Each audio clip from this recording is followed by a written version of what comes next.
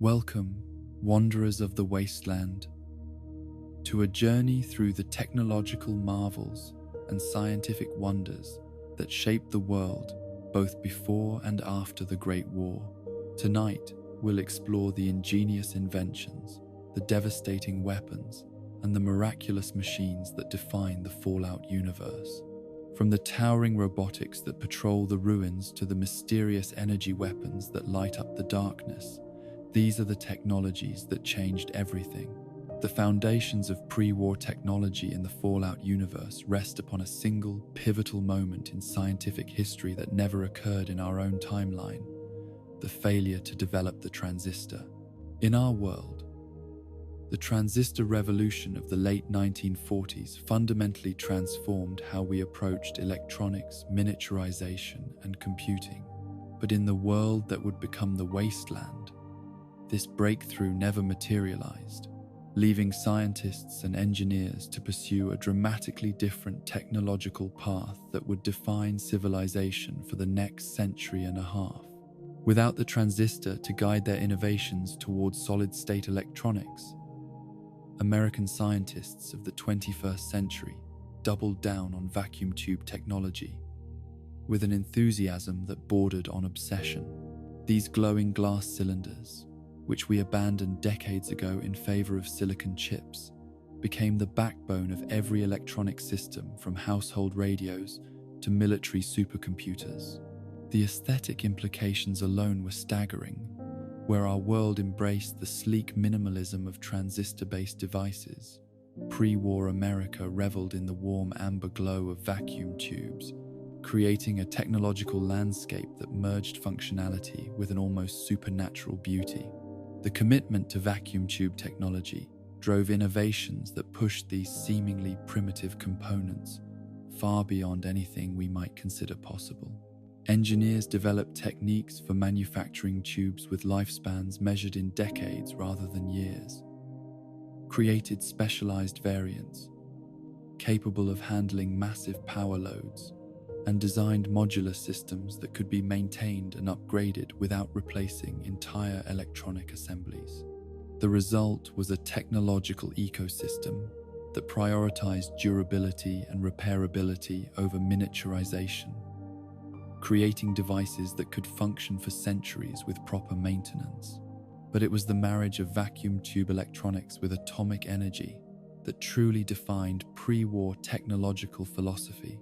The successful development of controlled nuclear fusion in the early 21st century provided American industry with what seemed like an inexhaustible source of clean energy, fundamentally altering how engineers approached every aspect of design and manufacturing. Power consumption, which had been a critical constraint in our transistor-based world, became almost irrelevant when fusion reactors could be miniaturized to fit inside automobile engines. This abundance of atomic energy encouraged a design philosophy that we might consider wastefully extravagant, but which made perfect sense in a world where power was essentially free. Fusion-powered vacuum tube computers filled entire rooms, not because the technology demanded such space, but because engineers felt no pressure to minimize their footprint. Robot servants incorporated dozens of high-power tube arrays, not from necessity, but because the additional computational capacity improved their performance, and there was no meaningful cost to the extra energy consumption. The fusion revolution began in the 2040s with massive reactors that powered entire cities, but the real breakthrough came with miniaturization techniques developed throughout the 2060s and 70s. By 2077, engineers had successfully reduced fusion reactors to the size of automobile engines, while maintaining sufficient power output to run small communities. This miniaturization was achieved not through solid-state breakthroughs, but through advances in magnetic confinement, plasma control, and exotic materials that could withstand the tremendous heat and radiation generated by controlled fusion reactions. The applications of miniaturized fusion technology seemed limitless to pre-war Americans. Fusion-powered cars eliminated dependence on petroleum, while providing virtually unlimited range and power. Fusion generators could supply individual homes with enough electricity to run whatever devices their occupants desired without concern for efficiency or conservation.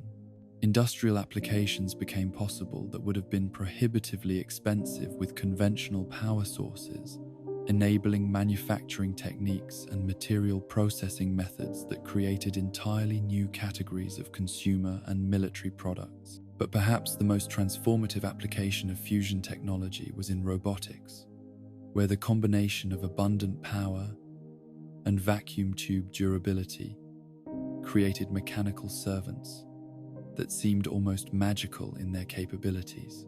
Robco Industries, founded by the visionary Robert Edwin House, led this robotics revolution with designs that prioritized functionality and personality over efficiency.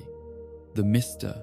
Handy line of domestic robots exemplified this philosophy, incorporating enough computational power to engage in complex conversations while performing household tasks with human-like dexterity and initiative. The development of advanced robotics was driven not just by technological capability, but by social and economic pressures that made automation increasingly attractive to American businesses and consumers. Rising labor costs, combined with growing prosperity that created demand for luxury services, made robot servants economically viable for middle-class families. The psychological appeal of robot companions, mechanical beings that could provide assistance without the social complications of human help, proved equally compelling to a society that valued both independence, technological sophistication. General Atomics International emerged as Robco's primary competitor in the robotics market, focusing on industrial and military applications, where their expertise in atomic energy provided distinct advantages. Their Protectron series pioneered the use of fusion-powered security robots that could patrol facilities for months without maintenance, while their Sentry Bot designs pushed the boundaries of military robotics with armor and weapon systems that required enormous amounts of power to operate effectively. The corporate competition between Robco and General Atomics drove rapid innovation throughout the robotics industry, with each company pushing to develop more sophisticated artificial intelligence, more versatile mechanical systems, and more efficient manufacturing techniques. This rivalry extended beyond simple market competition to encompass fundamental philosophical differences about the role of robots in society. Robco emphasized personality and social interaction, creating machines that could serve as companions as well as servants. General Atomics focused on reliability and performance, designing robots that could operate in hostile environments and complete complex tasks without human supervision. The scientific optimism that characterized pre-war American society was perhaps most evident in the enthusiasm with which researchers approached seemingly impossible challenges. Fusion power, advanced robotics, and energy weapons were not seen as distant dreams, but as inevitable achievements that American ingenuity would certainly accomplish through dedicated research and adequate funding. This confidence was reinforced by a string of genuine breakthroughs throughout the 2050s and 60s that seemed to validate the belief that any technological problem could be solved with sufficient effort and resources.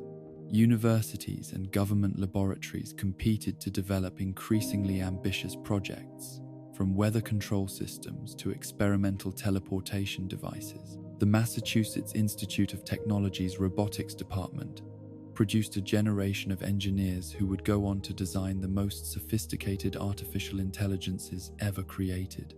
The California Institute of Technology's Fusion Research program developed the theoretical foundations for miniaturized reactors that made fusion-powered consumer products possible.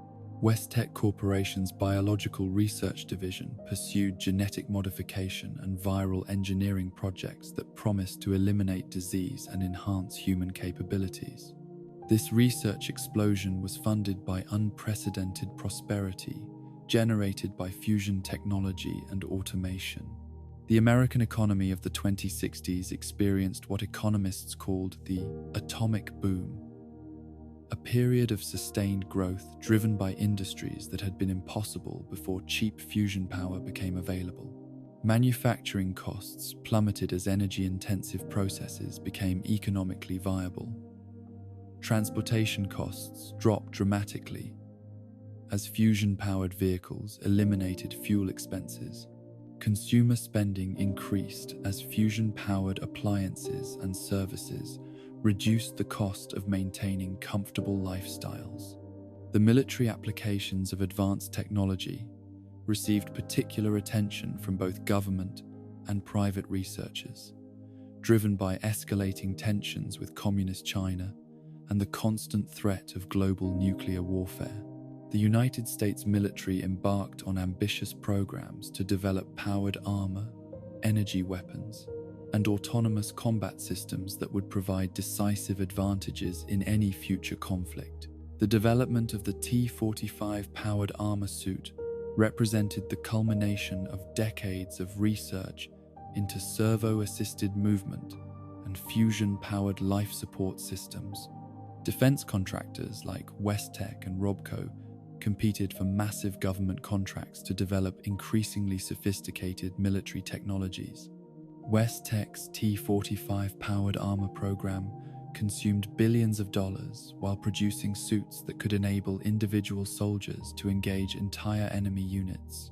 Robco's military robotics division created automated weapons platforms that could operate independently for months while carrying firepower equivalent to entire infantry companies. General Atomics energy weapons research produced laser and plasma weapons that made conventional firearms seem obsolete. The integration of fusion power into military systems created capabilities that seemed almost supernatural to soldiers trained on conventional equipment. Power armor that could operate for weeks without refueling, while providing complete protection from small arms, fire, and most explosives. Energy weapons that could cut through steel plate or vaporize targets entirely. Robot companions that could carry massive loads while providing fire support and tactical intelligence. These innovations transformed American military doctrine from strategies based on large formations of lightly equipped infantry to tactics centered on small units of heavily augmented soldiers. Corporate research and development budgets during the pre-war period dwarfed anything seen in our timeline, driven by fusion-powered prosperity and intense competition for government contracts. Robco Industries alone employed over 50,000 engineers and scientists working on projects that ranged from domestic appliances to military superweapons. General Atomics Research Division operated facilities in 12 states while collaborating with universities and government laboratories on dozens of classified programs. WestTech Corporation's biological research program rivaled the entire pharmaceutical industry in scope and funding.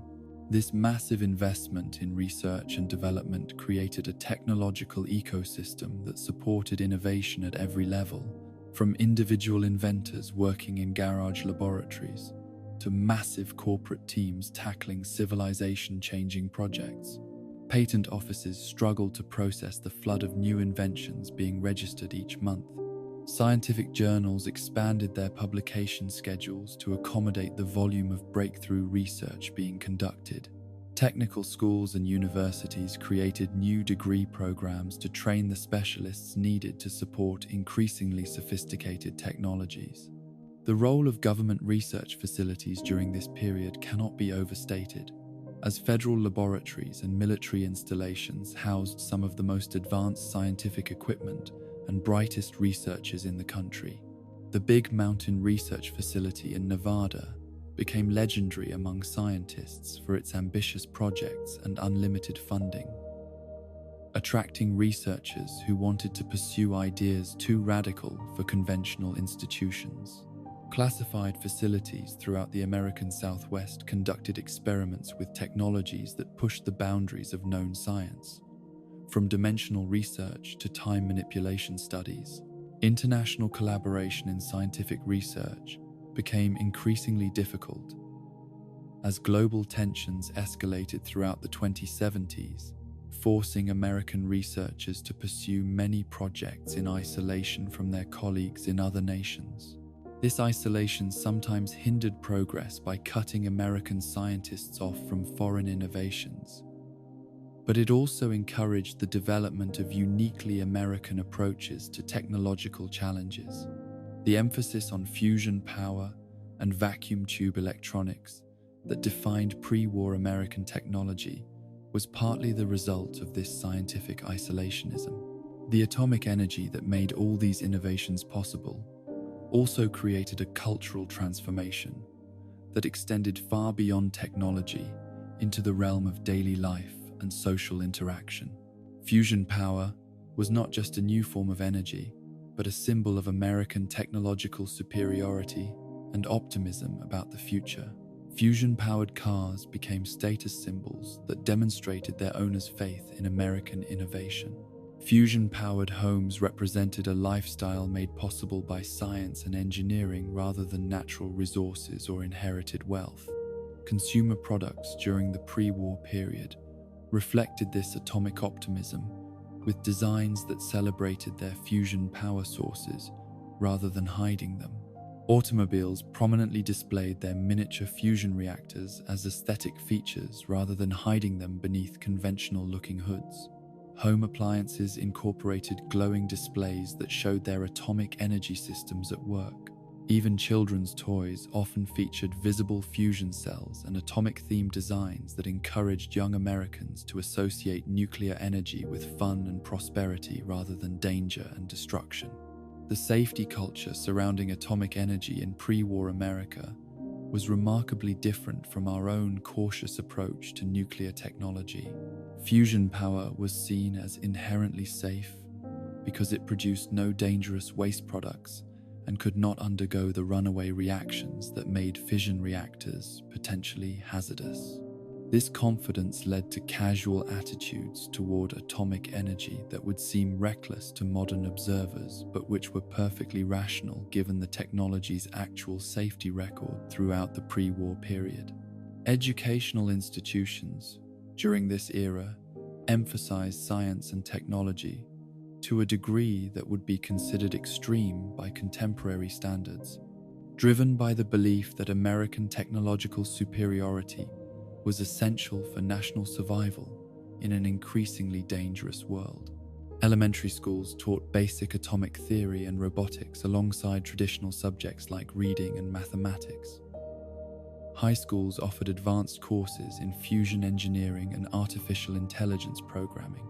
Universities competed to attract the brightest students with state-of-the-art research facilities and connections to major technology companies.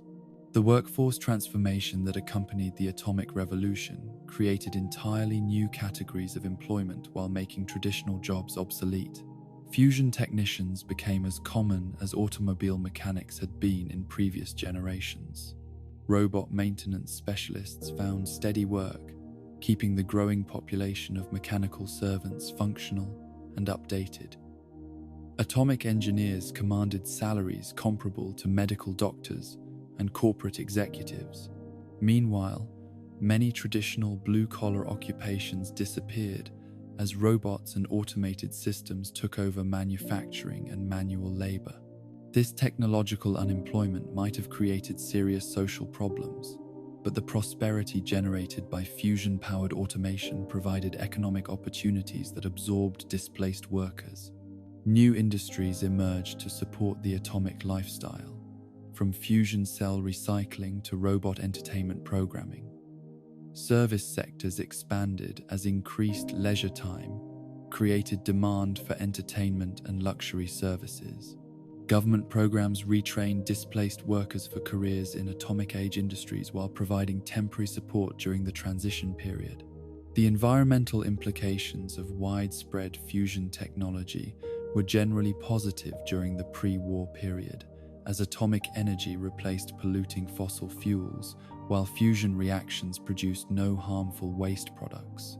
Air quality in major cities improved dramatically as fusion-powered vehicles eliminated automobile emissions. Industrial pollution decreased as fusion-powered manufacturing processes replaced coal and oil-burning systems. Even nuclear weapons testing was conducted with fusion devices that produced minimal radioactive fallout compared to the dirty fission bombs of earlier eras. However, this environmental optimism was tempered by less visible consequences of the atomic age that would only become apparent in hindsight. The massive consumption of exotic materials required for fusion reactor construction led to intensive mining operations that scarred landscapes throughout the American West. The disposal of worn-out vacuum tubes and atomic equipment created waste streams that contained heavy metals and radioactive materials. Most ominously, the proliferation of fusion technology made atomic weapons easier to construct and deploy, setting the stage for the eventual nuclear catastrophe that would destroy civilization itself.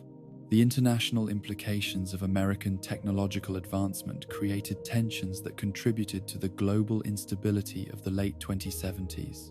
Other nations struggled to match American achievements in fusion power and robotics, creating economic and military imbalances that threatened traditional power structures. Communist China's desperate attempts to develop comparable technologies led to increasingly risky research programs and aggressive foreign policies. European allies found themselves dependent on American atomic technology while resenting their technological inferiority. The resource wars that began in the 2060s were partly driven by competition for the exotic materials needed to support atomic age technology. Rare earth elements required for fusion reactor components became strategic resources worth fighting over. Advanced alloys needed for robot construction were controlled by cartels that influenced international relations. Even basic materials like steel and aluminum became more valuable as the demand for atomic age infrastructure grew exponentially. As 2077 approached and global tensions reached a breaking point, the technological optimism that had characterized the atomic age began to show cracks. Scientists who had once believed that American ingenuity could solve any problem began to worry about the consequences of their innovations. Military researchers developed increasingly destructive weapons while hoping they would never be used. Corporate executives pursued profitable technologies while ignoring their potential for misuse by hostile forces. The final months before the Great War saw a frantic acceleration of technological development as nations and corporations rushed to complete projects that might provide decisive advantages in the coming conflict. Research budgets were unlimited, as governments poured resources into crash programs for superweapons and defensive systems. Scientists worked around the clock on projects that might determine the survival of entire civilizations.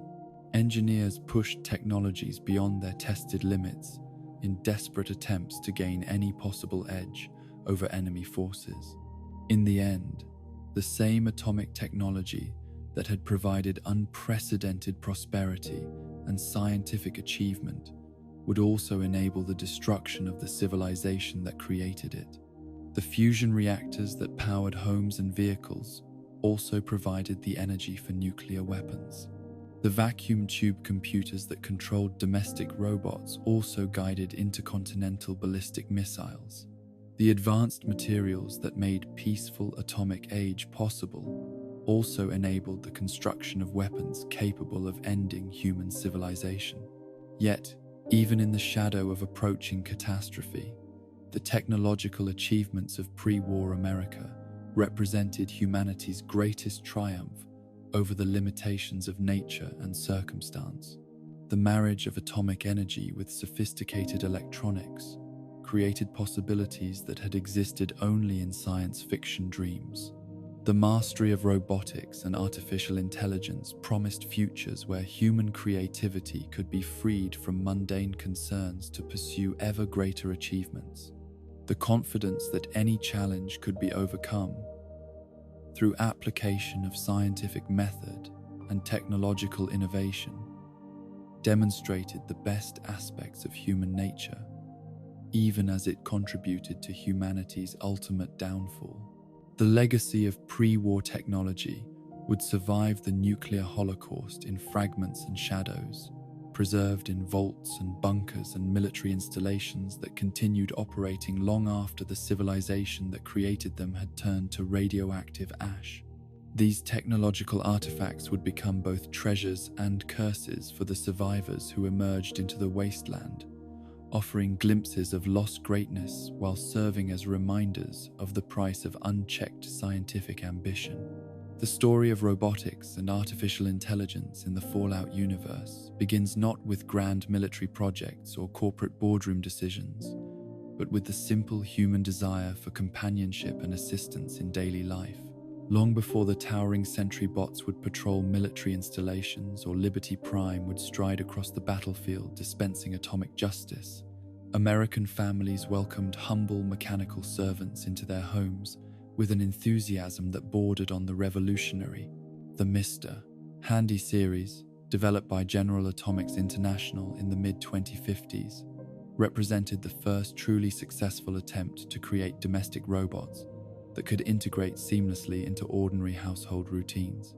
These floating mechanical marvels, with their distinctive tri-arm design and cheerful British accented personalities, embodied the atomic age dream of technology serving humanity with both efficiency and charm. Each unit contained enough computational power to manage complex scheduling, engage in meaningful conversation, and adapt to the unique preferences and needs of individual family members. The engineering challenges overcome in creating the Mr. Handy was staggering by any measure, requiring breakthroughs in miniaturized fusion power, advanced servo mechanisms, and artificial intelligence programming that pushed the boundaries of vacuum tube computing. The fusion-powered hover system alone represented a masterpiece of atomic engineering, providing silent and efficient locomotion while maintaining perfect stability during delicate household tasks. The 3 manipulator arms incorporated feedback systems sophisticated enough to handle both heavy lifting and precision work, from moving furniture to preparing elaborate meals with the delicacy of a trained chef. But perhaps the most remarkable achievement of the Mr. Handy design was its artificial personality, a complex program that went far beyond simple task automation to create genuine emotional connections with human users. These robots were programmed not just to follow orders, but to anticipate needs, offer comfort during difficult times, and provide companionship that many families found genuinely meaningful. The psychological impact of having a mechanical servant that seemed to care about human welfare created bonds that lasted for generations, with some Mr. Handy units serving the same families for decades. The Miss Nanny variant, introduced in the early 2060s, specialized in childcare and educational support, with modifications that reflected deep understanding of child psychology and developmental needs. These units incorporated additional safety protocols, educational programming, and entertainment systems designed to nurture young minds while providing the constant supervision that busy parents increasingly needed. The sight of children playing happily under the watchful optical sensors of their mechanical nannies became a symbol of atomic age, prosperity, and technological optimism. The success of domestic robotics created market demand that drove rapid expansion into commercial and industrial applications, where robots could provide economic benefits that went far beyond household convenience. Protectron security robots began appearing in businesses and government facilities throughout the 2060s, offering reliable protection that never slept, never became distracted, and never demanded wages or benefits. These sturdy, humanoid machines represented a different design philosophy from their domestic cousins, emphasizing durability and single-minded focus over personality and adaptability. The Protectron series embodied the principle that specialized robots could outperform human workers in specific roles while operating at a fraction of the long-term cost. Their modular design allowed easy customization for different security applications, from simple patrol duties to complex threat assessment and response protocols. The fusion-powered systems provided virtually unlimited operational endurance, while their robust construction could withstand small arms fire and environmental hazards that would incapacitate human guards. Construction Protectrons modified for industrial work transformed manufacturing throughout American industry, providing precise automation for tasks that had previously required skilled human labor. These variants incorporated specialized tools and programming that allowed them to perform welding, assembly, and quality control operations with consistency and accuracy that exceeded human capabilities. The economic impact was tremendous, reducing production costs while improving product quality and workplace safety. The agricultural variants of Protectron technology revolutionized farming operations across the American heartland, providing automated labor for planting, cultivation, and harvesting that made large-scale agriculture more efficient than ever before. These specialized units could work continuously during critical seasons while performing tasks with precision that maximized crop yields. The fusion power systems eliminated fuel costs while reducing the environmental impact of mechanized farming operations. Medical Protectrons represented perhaps the most sophisticated application of the platform, incorporating diagnostic sensors, pharmaceutical dispensing systems, and surgical tools that could provide basic healthcare in remote locations or during emergency situations. These units served as force multipliers for human medical personnel, handling routine procedures and monitoring tasks, while doctors focused on complex cases requiring human judgment and creativity. The psychological comfort provided by mechanical medical assistance proved particularly valuable for patients who found human contact difficult or anxiety-provoking. The evolution from Protectrons to Sentry bots marked a dramatic escalation in robotic capability and military application, as the United States military sought automated weapons platforms that could provide firepower and tactical flexibility in dangerous combat situations. These massive, tank-like robots incorporated armor plating capable of withstanding direct hits from conventional weapons, while their fusion-powered weapons systems could engage multiple targets simultaneously with devastating effectiveness. The SentryBot design philosophy prioritized raw combat effectiveness over the versatility and personality that characterize civilian robots, creating mechanical warriors that could operate independently in hostile environments where human soldiers might be overwhelmed or incapacitated. Their sensor suites provided 360-degree awareness with night vision and thermal imaging capabilities that exceeded human perception. The integrated weapons systems included miniguns, missile launchers, and laser arrays that could be configured for different tactical situations.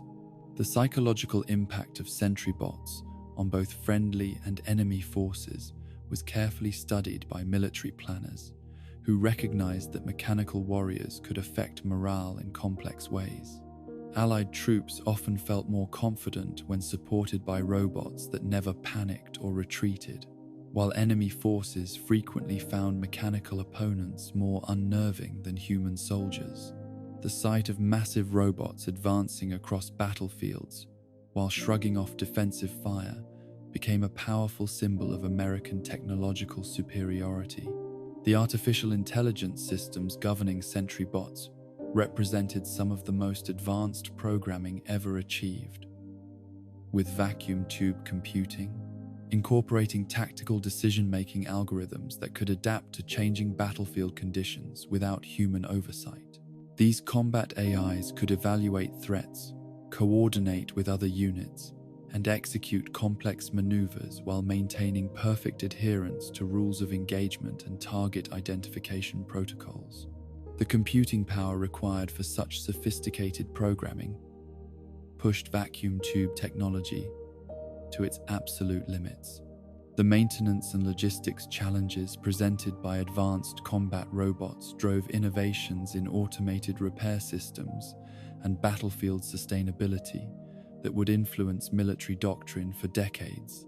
Sentry bots incorporated self-diagnostic capabilities that could identify mechanical problems and request appropriate support, while their modular construction allowed rapid field repairs using standardized components. Mobile repair stations staffed by specialized technician robots could maintain entire squadrons of combat units in forward positions. The development of Robobrains represented perhaps the most ethically controversial application of robotic technology, as scientists attempted to combine the computational advantages of artificial intelligence with the creativity and intuition of biological brains. These grotesque fusion creatures incorporated living human or animal brains housed in mechanical bodies, creating hybrid beings that possessed both electronic precision and organic consciousness.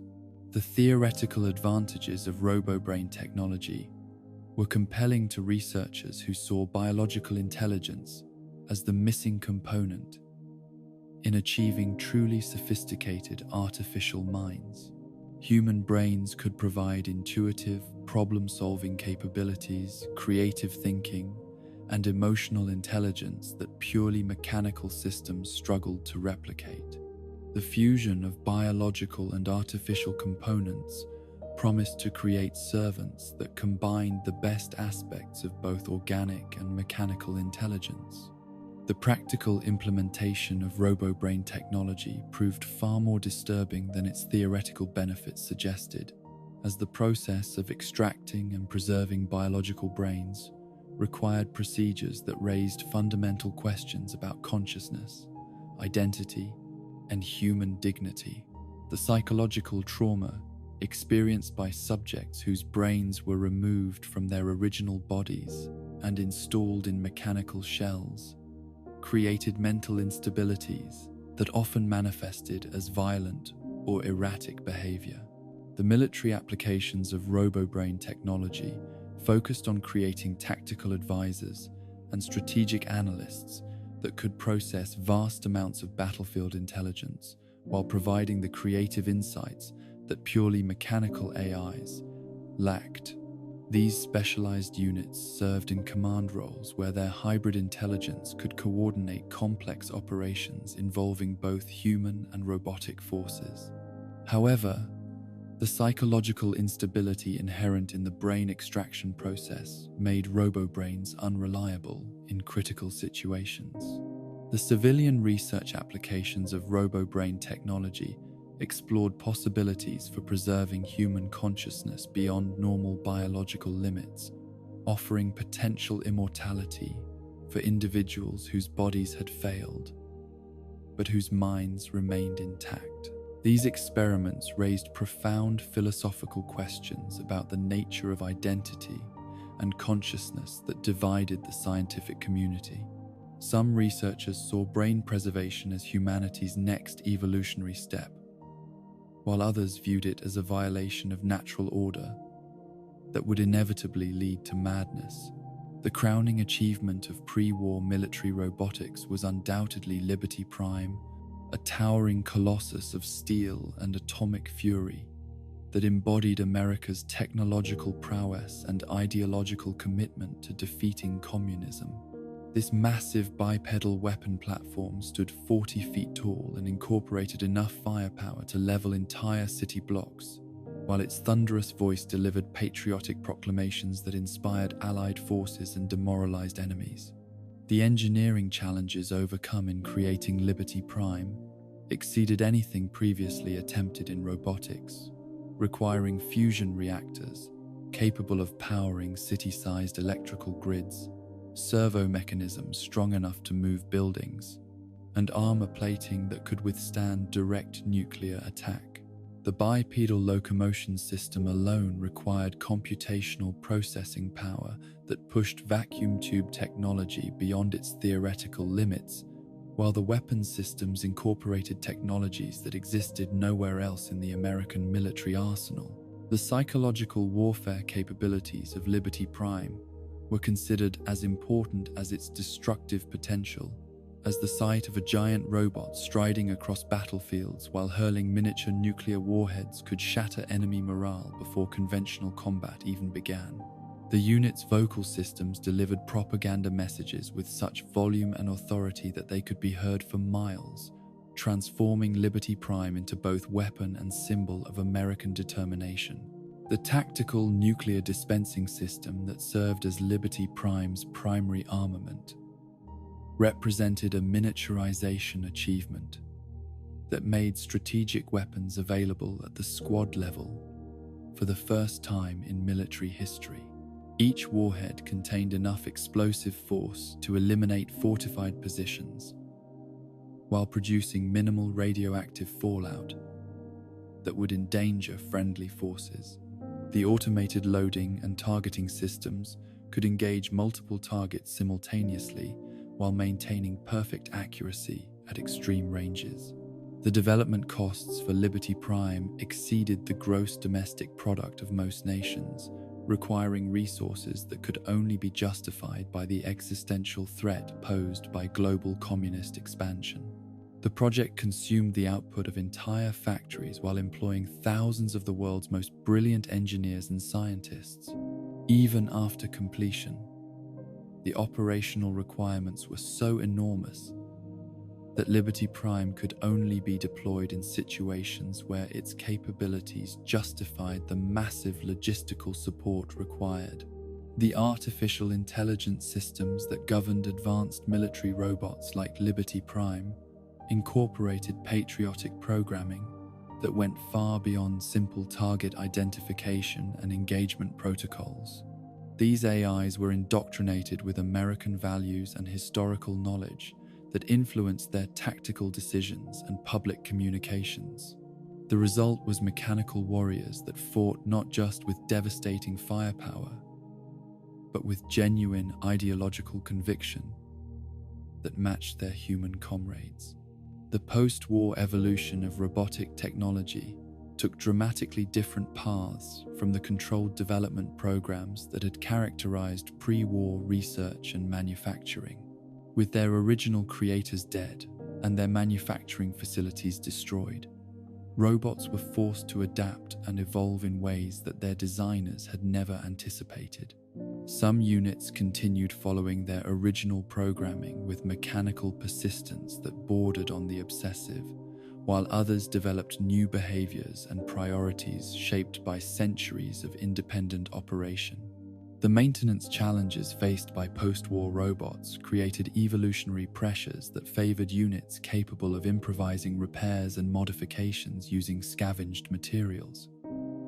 Mr. Handy units learned to replace worn components with improvised alternatives, developing jerry-rigged solutions that kept them operational long after their design service lives had expired. The most successful post-war robots were those flexible enough to adapt their original programming to radically changed circumstances. The breakdown of central command and control systems freed many military robots from the constraints of their original tactical doctrines, allowing them to develop autonomous behaviors that reflected their individual experiences and environmental pressures. Some sentry bots became territorial guardians of specific locations, while others formed mobile patrols that ranged across vast territories in search of enemies that no longer existed. The evolution of robotic behavior in the absence of human oversight provided fascinating insights into artificial intelligence development. The social relationships that developed between post-war robots and human survivors created new forms of technological cooperation that transcended the original master-servant dynamics of pre-war society. Some robots became valuable allies and companions to wasteland travelers, while others remained hostile guardians of pre-war secrets. The most successful human settlements learned to coexist with robotic neighbors, trading maintenance services for protection and assistance. The scavenging and reverse engineering of robotic technology became essential skills for post-war survivors who sought to harness pre-war automation for their own purposes.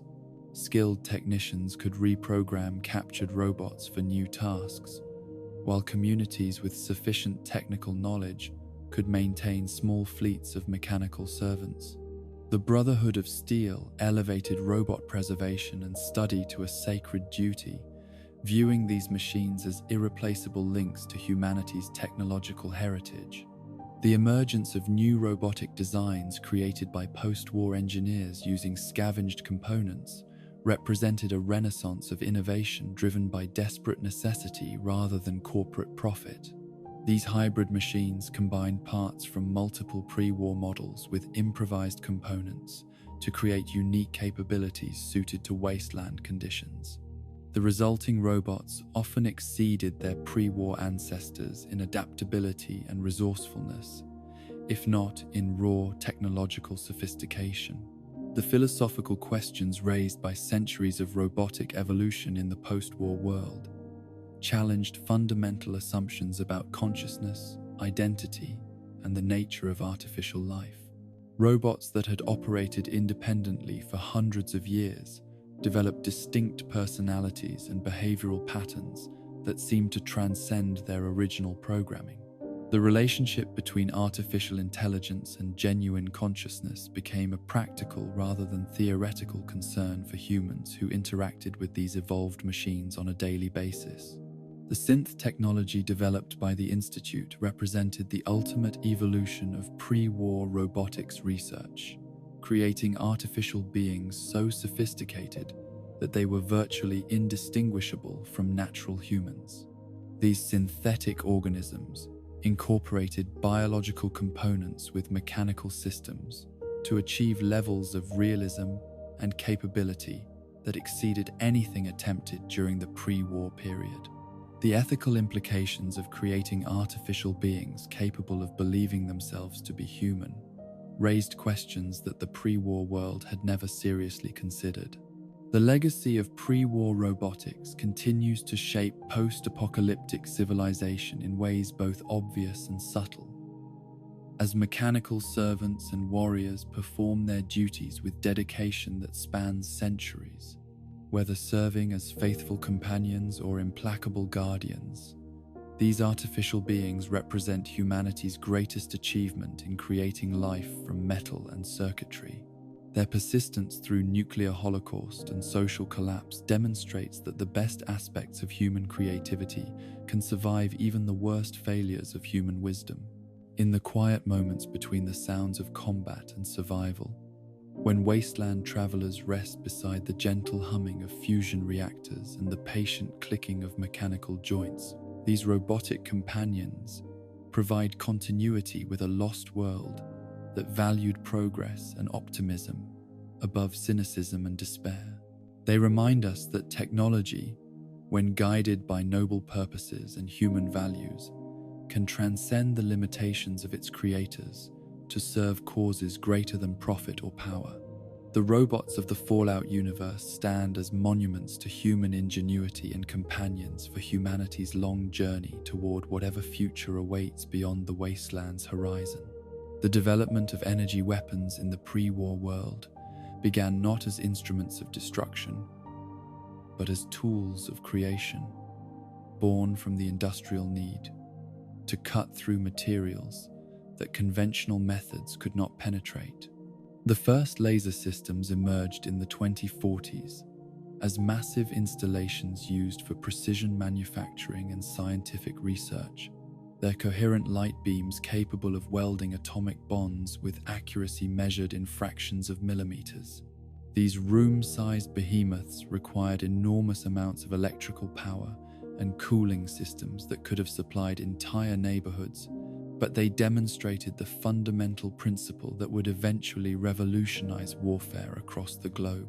The transition from industrial tools to military weapons began during the resource wars of the 2060s, when American forces encountered increasingly sophisticated armor systems that rendered conventional firearms ineffective. Enemy tanks, equipped with advanced composite plating, could shrug off artillery shells, while personal body armor made infantry engagements unnecessarily costly in both time and ammunition. Military researchers recognized that directed energy weapons offered solutions to these tactical problems that no amount of conventional firepower could address. The miniaturization of laser technology represented one of the greatest engineering achievements of the pre-war era, requiring breakthroughs in fusion power systems, cooling mechanisms, and optical components that pushed materials science to its absolute limits. The challenge was not simply making lasers smaller, but maintaining their destructive potential while creating weapons that individual soldiers could carry and operate in combat conditions.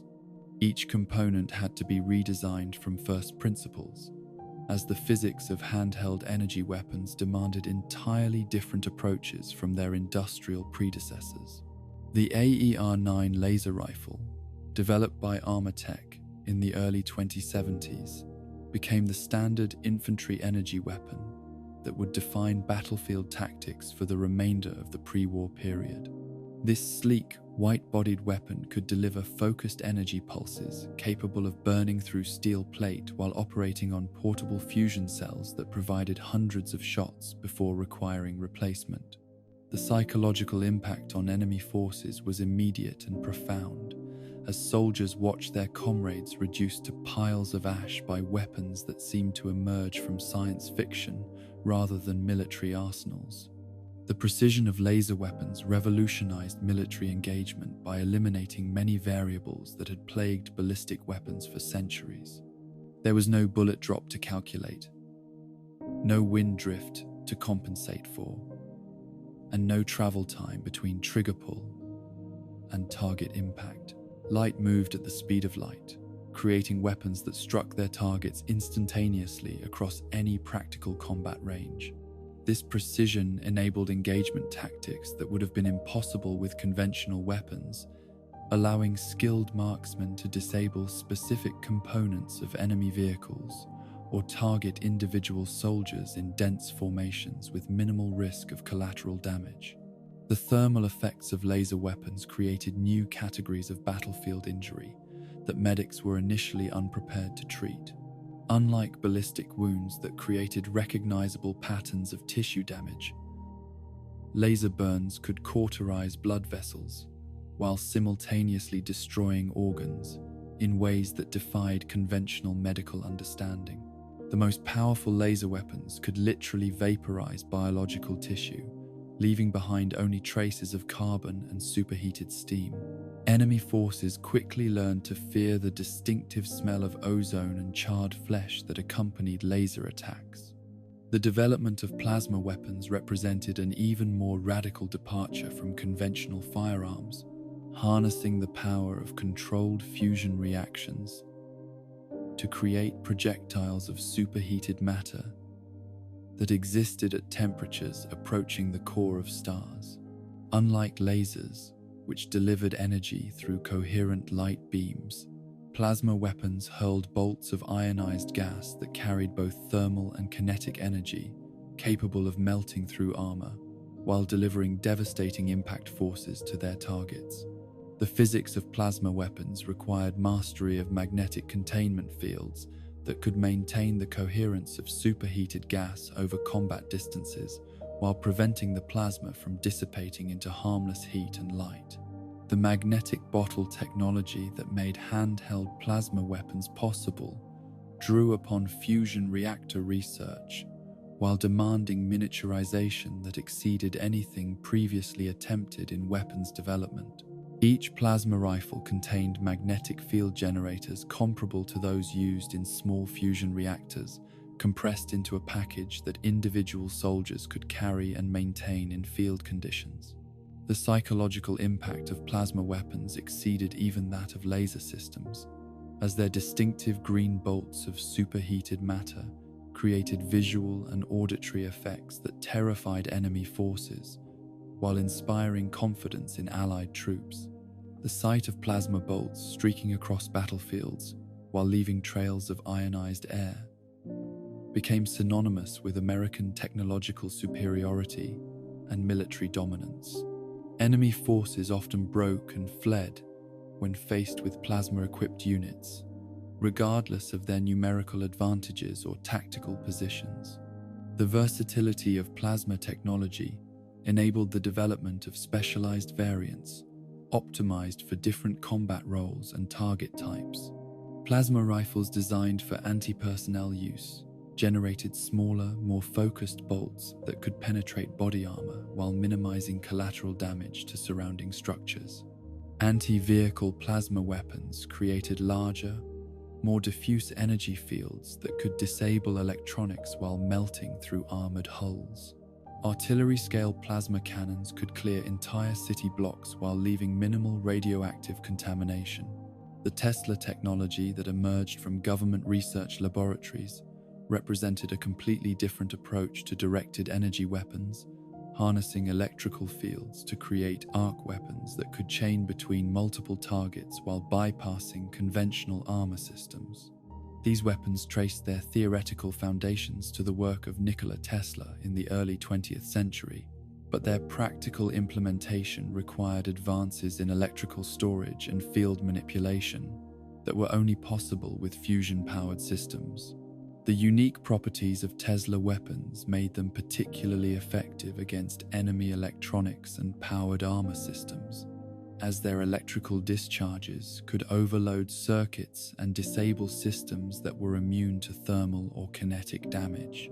A single Tesla cannon could shut down an entire formation of enemy vehicles by overloading their electrical systems, while handheld Tesla rifles could incapacitate opponents without causing permanent physical harm.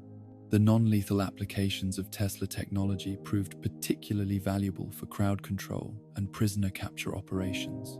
The spectacular visual effects of Tesla weapons created psychological advantages that complemented their technical capabilities, as arcing electrical discharges jumping between targets created impressions of supernatural power that demoralized enemy forces while thrilling Allied troops. The distinctive crackling sound of electrical discharge became associated with American technological dominance, while the blue-white lightning effects were impossible to mistake for conventional weapons fire. The development of gamma-ray weapons pushed directed energy technology into realms that challenged fundamental understanding of physics and biology, creating weapons that could deliver lethal radiation doses while leaving structures and equipment completely undamaged. These exotic weapons targeted biological organisms exclusively, using focused gamma radiation to disrupt cellular processes while having no effect on mechanical systems or building materials. The tactical applications of gamma weapons were both limited and profound, as they could clear enemy positions of all living defenders while leaving valuable equipment and infrastructure intact for subsequent occupation. Military planners recognized these weapons as ideal tools for capturing enemy facilities without the destruction typically associated with conventional assaults. However, the psychological barriers to using radiation as a weapon proved significant, as even friendly forces were reluctant to enter areas that had been subjected to gamma-ray attack. The power requirements for energy weapons drove innovations in fusion cell technology that revolutionized portable power systems throughout pre-war society. These compact energy storage devices contained enough power to operate laser weapons through extended engagements while maintaining the safety margins necessary for infantry use. The Fusion Cell Standardization Program created interchangeable power systems that could operate everything from handheld weapons to powered armor systems, simplifying logistics while enabling new tactical possibilities. The cooling systems required for handheld energy weapons represented masterpieces of thermal engineering that managed heat loads equivalent to those generated by industrial furnaces. Advanced heat sinks incorporated exotic materials and microscopic cooling channels that could dissipate waste heat while maintaining weapon accuracy and reliability. The most sophisticated energy weapons included active cooling systems that used miniaturized refrigeration units to maintain optimal operating temperatures even during sustained fire missions. The manufacturing challenges presented by energy weapons required entirely new industrial processes and quality control standards that exceeded anything previously attempted in weapons production. The optical components for laser weapons had to be manufactured to tolerances measured in wavelengths of light, while plasma weapon magnetic containment systems required precision assembly that approached the standards used for spacecraft components. The cost of individual energy weapons often exceeded that of entire conventional weapon systems, but their tactical advantages justified the enormous expense. The training requirements for energy weapons created new categories of military specialization that combined traditional marksmanship with advanced technical knowledge of fusion physics and electromagnetic theory. Soldiers had to understand not only how to aim and fire their weapons, but how to maintain complex systems that were far more sophisticated than conventional firearms. Energy weapons specialists became elite troops whose technical expertise was as valuable as their combat skills. The logistical advantages of energy weapons gradually offset their higher initial costs through reduced ammunition requirements and simplified supply chains.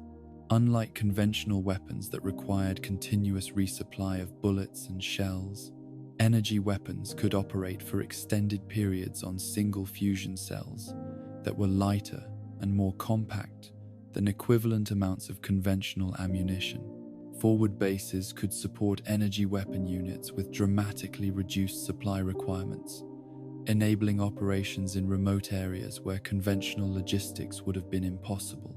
The environmental effects of widespread energy weapon deployment created new tactical considerations that influenced battlefield doctrine and urban warfare strategies.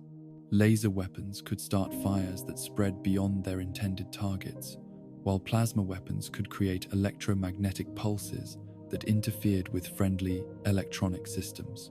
Tesla weapons could ionize large volumes of air, creating electrical conditions that affected radio communications and electronic equipment throughout entire battle zones. The countermeasures developed to defend against energy weapons drove advances in materials, science, and defensive systems that rivaled the weapons themselves in sophistication. Reflective armor systems could deflect laser beams, while electromagnetic shielding provided protection against Tesla weapons. However, these defensive measures were often bulky and expensive, limiting their deployment to the most critical targets while leaving ordinary infantry vulnerable to energy weapon attacks. The psychological warfare applications of energy weapons proved as important as their destructive capabilities, as their exotic effects created fear and confusion that exceeded their actual lethality. Enemy forces who had never encountered energy weapons often overestimated their capabilities while underestimating their own ability to fight back effectively. Military intelligence services exploited these perceptions through propaganda campaigns that emphasized the supernatural aspects of American energy weapon technology. The medical treatment of energy weapon injuries required new surgical techniques and therapeutic approaches that conventional military medicine was unprepared to provide. Laser burns created tissue damage patterns that did not respond to traditional burn treatments, while plasma weapon injuries combined thermal trauma with electromagnetic effects that disrupted cellular function at the molecular level. Military hospitals developed specialized treatment protocols for energy weapon casualties that drew upon both medical knowledge and physics research. The capture and reverse engineering of American energy weapons became high-priority objectives for enemy intelligence services, who recognized their strategic importance to future military operations. However, the complexity of energy, weapon, technology, and its dependence on advanced manufacturing capabilities made successful replication extremely difficult. Most attempts to copy American energy weapons resulted in crude devices that were more dangerous to their operators than to enemy targets. The evolution of energy weapon technology continued throughout the pre-war period as researchers pushed the boundaries of physics and engineering to create ever more sophisticated systems. Experimental weapons incorporated multiple energy types in single platforms, while advanced targeting systems enabled precision strikes at ranges that exceeded visual contact. The most advanced energy weapons resembled magical artifacts more than conventional military equipment, capable of effects that seemed to violate natural laws. The post-war survival of energy weapons depended on scavenging fusion cells and maintaining systems that were far more complex than the simple mechanical weapons that became common in the wasteland. However, their devastating effectiveness ensured that working energy weapons remained among the most prized possessions of post-war survivors. Those who possessed the technical knowledge to maintain and operate energy weapons wielded power that could determine the fate of entire communities. The psychological impact of energy weapons on post-war society created legends and myths that elevated their users to almost supernatural status among wasteland survivors. Stories of warriors who could reduce enemies to ash with beams of light became part of post-war folklore, while the distinctive sounds and visual effects of energy weapons marked their users as inheritors of pre-war technological power that most survivors could not comprehend or challenge. The legacy of pre-war energy weapon research continues to influence post-war technology development as skilled engineers attempt to recreate and improve upon designs that pushed the boundaries of physical possibility. While few post-war communities possess the industrial infrastructure necessary for manufacturing new energy weapons, the modification and enhancement of existing systems has become an art form practiced by the most talented wasteland technicians. These weapons represent humanity's mastery over the fundamental forces of nature, transforming light, heat, and electricity into instruments of precision and power that continue to shape the balance of force in the post-apocalyptic world. The evolution of power armor in the Fallout universe represents humanity's most ambitious attempt to transform individual soldiers into walking fortresses, combining the protective capabilities of armored vehicles with the mobility and tactical flexibility of infantry forces. This technological marvel emerged from the crucible of the resource wars, born from the desperate need to give American forces decisive advantages against increasingly well-equipped enemy armies, while preserving the lives of soldiers who represented irreplaceable investments in training and experience. The earliest experiments in powered exoskeletons began in the 2040s as industrial applications designed to help workers handle materials too heavy or dangerous for unassisted human manipulation. These primitive systems incorporated hydraulic actuators and simple mechanical joints that could amplify human strength by factors of 3 or 4, but they remained tethered to external power sources and required extensive support infrastructure that limited their practical applications. The breakthrough came with the development of miniaturized fusion reactors that could provide the enormous amounts of electrical power needed to operate sophisticated servo systems while maintaining portability. The transition from industrial exoskeletons to military power armor required fundamental reimagining of every system component, as battlefield applications demanded capabilities that civilian equipment could never provide. Military power armor needed to protect its wearer from small arms fire, artillery fragments, and chemical weapons, while maintaining full mobility and combat effectiveness. The engineering challenges were staggering, requiring advances in materials, science, mechanical engineering, and human factors design that pushed every aspect of technology to unprecedented levels of sophistication. The development of the T45 Power Armor series marked America's first serious attempt to create battlefield-ready powered suits that could be manufactured and deployed on a scale sufficient to influence major military operations. These early suits represented compromises between protective capability and manufacturing feasibility, incorporating simplified systems that could be produced in quantity using existing industrial infrastructure while providing meaningful advantages to their operators in combat situations. The T45 design philosophy emphasized modularity and field maintainability over maximum protection, recognizing that power armor systems would need to operate in forward areas where sophisticated repair facilities would be unavailable.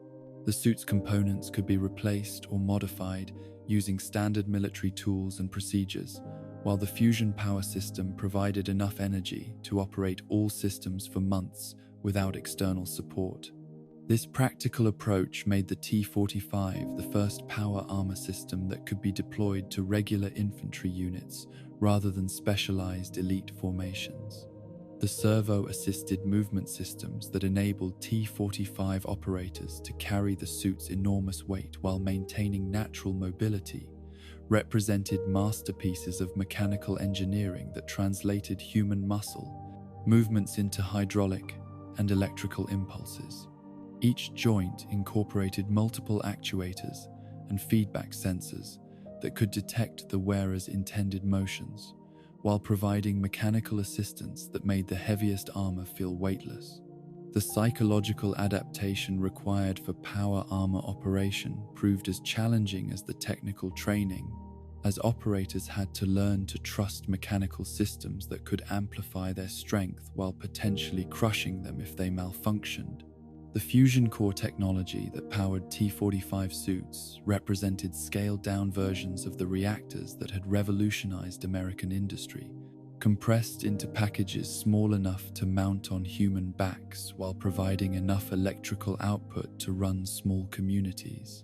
These portable reactors incorporated safety systems that could shut down fusion reactions instantly if the core was damaged or the suit was breached, preventing the catastrophic failures that could turn power armor into radioactive tombs for their operators.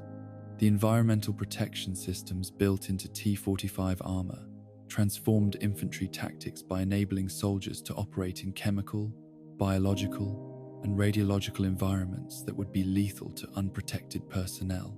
The suit's sealed life support systems could maintain breathable atmosphere for hours while filtering out toxic gases, radioactive particles, and biological agents that enemy forces might deploy.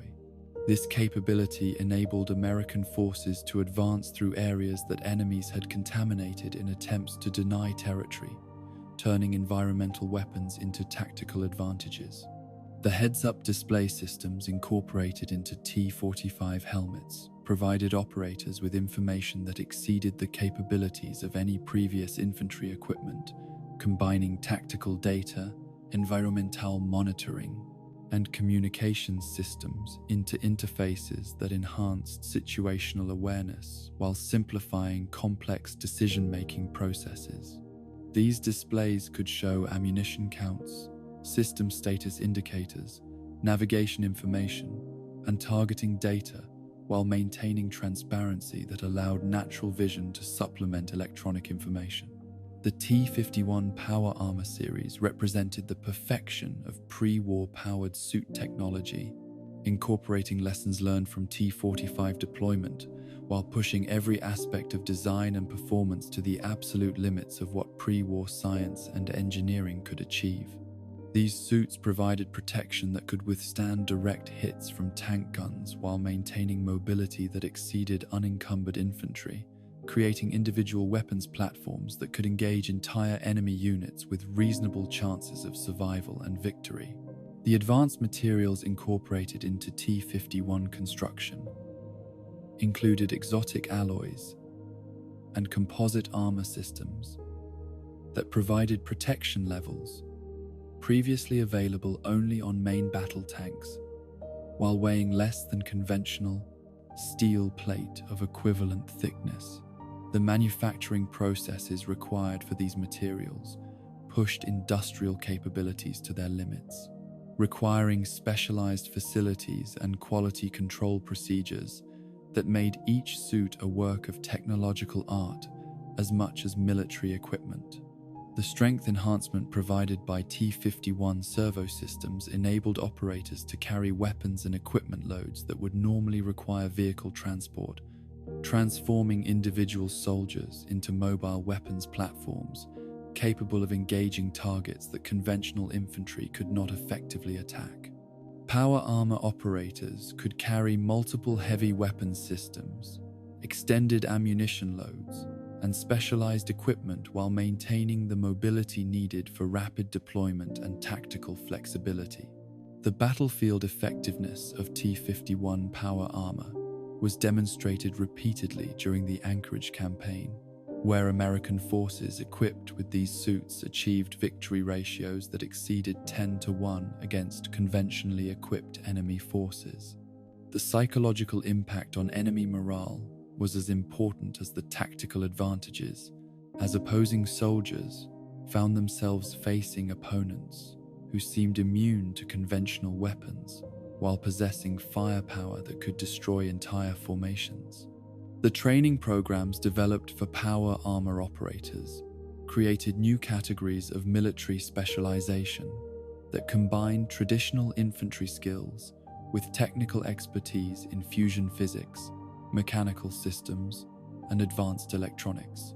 Power armor operators required months of intensive training before they could effectively employ their suits in combat situations, making them among the most valuable and irreplaceable soldiers in the American military establishment. The logistics and maintenance requirements for power armor units created supply chain challenges that tested military infrastructure to its limits, as these sophisticated systems required specialized parts, tools, and expertise that were not available through normal military channels.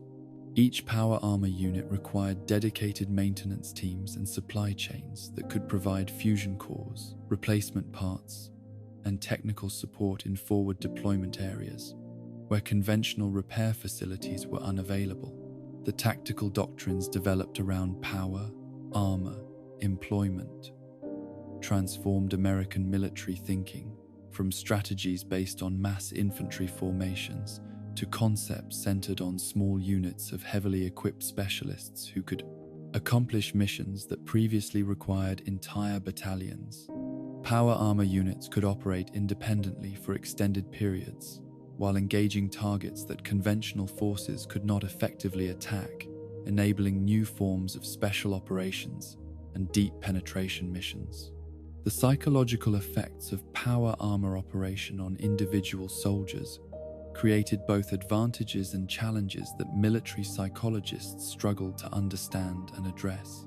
Many operators developed feelings of invincibility that could lead to tactical recklessness, while others became psychologically dependent on their suits to the point where they felt vulnerable and anxious when operating outside powered armor. The sense of isolation created by sealed life support systems could contribute to combat stress reactions that differed significantly from those experienced by conventional infantry. The development of specialized power armor variants, optimized for specific mission profiles, demonstrated the versatility of the basic platform while highlighting the limitations that prevented any single design from being optimal for all combat situations. Engineering variants incorporated enhanced sensors and manipulator systems for demolition and construction missions, while reconnaissance models emphasized stealth and sensor capabilities over maximum protection and firepower. The medical support systems integrated into advanced power armor suits could monitor operator vital signs, administer emergency medications, and provide life support during medical emergencies that would normally require immediate evacuation.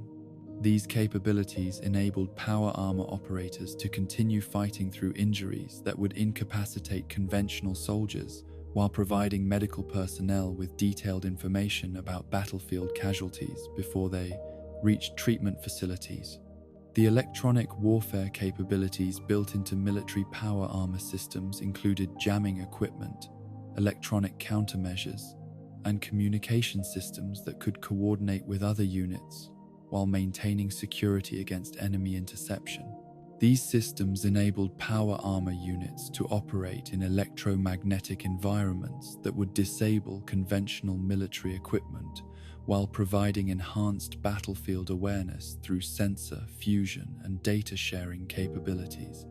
The Enclave's development of advanced power armor variants in the post-war period represented attempts to improve upon pre-war designs, using technological resources and manufacturing capabilities that were unavailable to other wasteland factions. These suits incorporated improvements in materials, science, electronics, and weapon systems that made them superior to even the best pre-war models, though they remained limited by the Enclave's restricted industrial base and small population. The X-01 Power Armor series developed by the Enclave pushed the boundaries of what was possible with post-war technology, incorporating stealth systems, advanced sensors, and weapon integration that exceeded anything achieved during the pre-war period.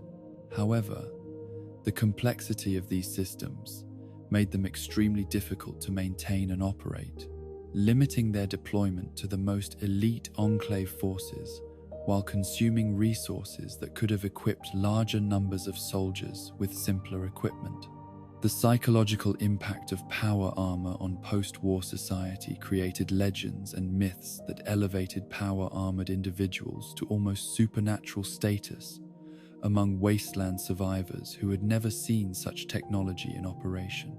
The sight of a fully armored figure walking through radioactive storms or shrugging off attacks that would kill ordinary humans became the stuff of campfire stories and religious reverence, transforming power armor operators into living symbols of pre-war technological might.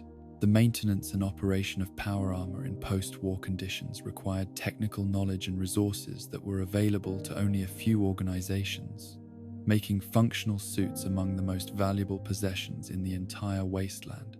The Brotherhood of Steel built their entire organizational structure around the preservation and deployment of power armor technology, viewing these suits as sacred relics that connected them to humanity's technological heritage while providing practical military advantages in their mission to preserve knowledge. The fusion core shortage that affected post-war power armor operation created strategic vulnerabilities that limited the effectiveness of even the most well-maintained suits, as operators were forced to conserve power and limit system usage to extend operational time between core replacements. This scarcity transformed fusion cores into strategic resources whose control could determine the outcome of major conflicts between wasteland factions. The training challenges associated with power armor operation in the post-war world required organizations like the Brotherhood of Steel to develop extensive educational programs that could teach both technical skills and tactical doctrines to new operators using knowledge preserved from pre-war military manuals and hard-won battlefield experience. These training programs became as important as the armor itself in maintaining effective power armor units. The reverse engineering and modification of power armor systems by post-war engineers led to hybrid designs that combined components from different models while incorporating improvised solutions to maintenance and supply problems.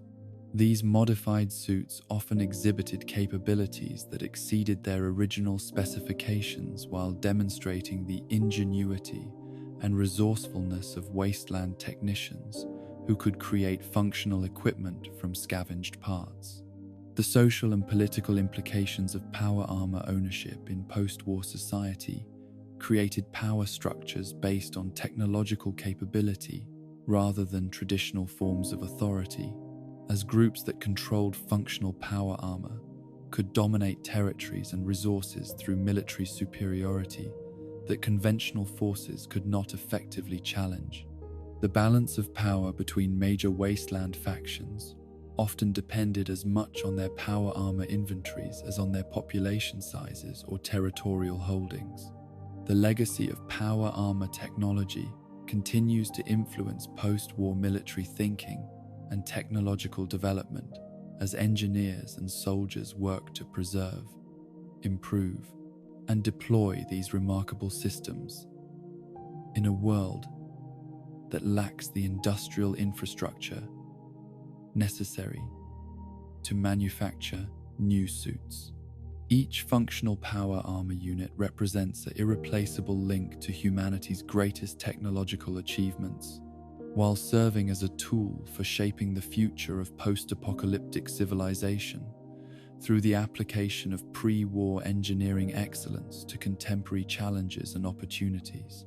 The dream of individual soldiers transformed into walking fortresses became reality through the marriage of fusion, power, and advanced materials science, creating weapons systems that changed the nature of warfare while demonstrating humanity's capacity to overcome seemingly impossible technical challenges. These mechanical marvels stand as testaments to human ingenuity and determination, providing their operators with capabilities that approach the superhuman, while serving as symbols of hope that technological progress can triumph over the forces of destruction and chaos that threaten civilized society. The story of medical technology in the pre-war Fallout universe begins with humanity's eternal quest to conquer death itself, a pursuit that drove researchers to develop healing methods so advanced they seemed to border on miraculous. The medical revolution that swept through American society in the decades leading up to the Great War was powered by the same fusion technology and scientific optimism that transformed every other aspect of civilization, creating therapeutic capabilities that could mend shattered bones in minutes and cure diseases that had plagued mankind for millennia. The development of Stimpacks represented perhaps the most revolutionary breakthrough in emergency medical treatment, transforming battlefield medicine from crude procedures performed under desperate conditions into precise interventions that could save lives with the push of a syringe. These remarkable devices contained concentrated healing compounds that could accelerate cellular regeneration at rates that defied conventional understanding of human physiology, enabling wounded soldiers to return to combat effectiveness within hours of receiving injuries that would normally require weeks of hospitalization. The biochemical mechanisms underlying Stimpack effectiveness remained proprietary secrets guarded by their manufacturers, but the results were undeniable to anyone who witnessed their application. Deep lacerations would close and heal without scarring. Broken bones would knit together with strength that exceeded their original integrity, and internal bleeding would stop as damaged tissues regenerated themselves with unprecedented speed. The psychological impact on both medical personnel and patients was profound, as treatments that had seemed impossible became routine procedures that could be performed by anyone with basic training. The mass production of Stimpacks required industrial facilities that could synthesize complex biological compounds while maintaining the sterile conditions necessary for medical applications. The manufacturing process consumed enormous amounts of electrical power and exotic materials, but the fusion-powered economy made such resource expenditure economically viable, while the military applications justified any cost. Each Stimpack contained enough healing compounds to treat multiple severe injuries, making them invaluable for military medics operating in forward areas where conventional medical support was unavailable. The automated medical dispensers that became common throughout pre-war America represented the marriage of Stimpack technology with robotic systems that could diagnose injuries and administer appropriate treatments without human technology intervention. These devices incorporated sensors that could assess patient conditions through non-invasive scanning, while accessing medical databases that contained treatment protocols for virtually every known injury and disease. The dispensers could prepare and inject customized pharmaceutical cocktails tailored to specific patient needs while maintaining perfect sterile technique. The convenience and reliability of automated medical dispensers transformed healthcare delivery throughout American society, as these devices could be installed in locations where human medical personnel would be unavailable or impractical. Workplace medical stations could treat industrial injuries immediately upon occurrence, while home medical units could provide family healthcare that exceeded the capabilities of most contemporary hospitals. The psychological comfort provided by knowing that effective medical treatment was always available encouraged risk-taking behaviors that contributed to the optimistic spirit of the atomic age. The Autodoc surgical systems represented the ultimate evolution of automated medical technology, incorporating robotic surgery capabilities that could perform complex procedures with precision that exceeded even the most skilled human surgeons. These sophisticated machines combined advanced diagnostic systems with mechanical manipulators that could operate on patients while they remained conscious and comfortable, using localized anesthesia and pain management techniques that eliminated the risks associated with general anesthesia. The surgical capabilities of Autodoc systems extended beyond simple trauma treatment to include reconstructive procedures, organ transplantation, and cosmetic modifications that could transform human appearance and capabilities in ways that natural biology could never achieve. The machines could replace damaged organs with synthetic alternatives, repair genetic defects at the cellular level, and even perform enhancement procedures that improved human performance beyond natural limits.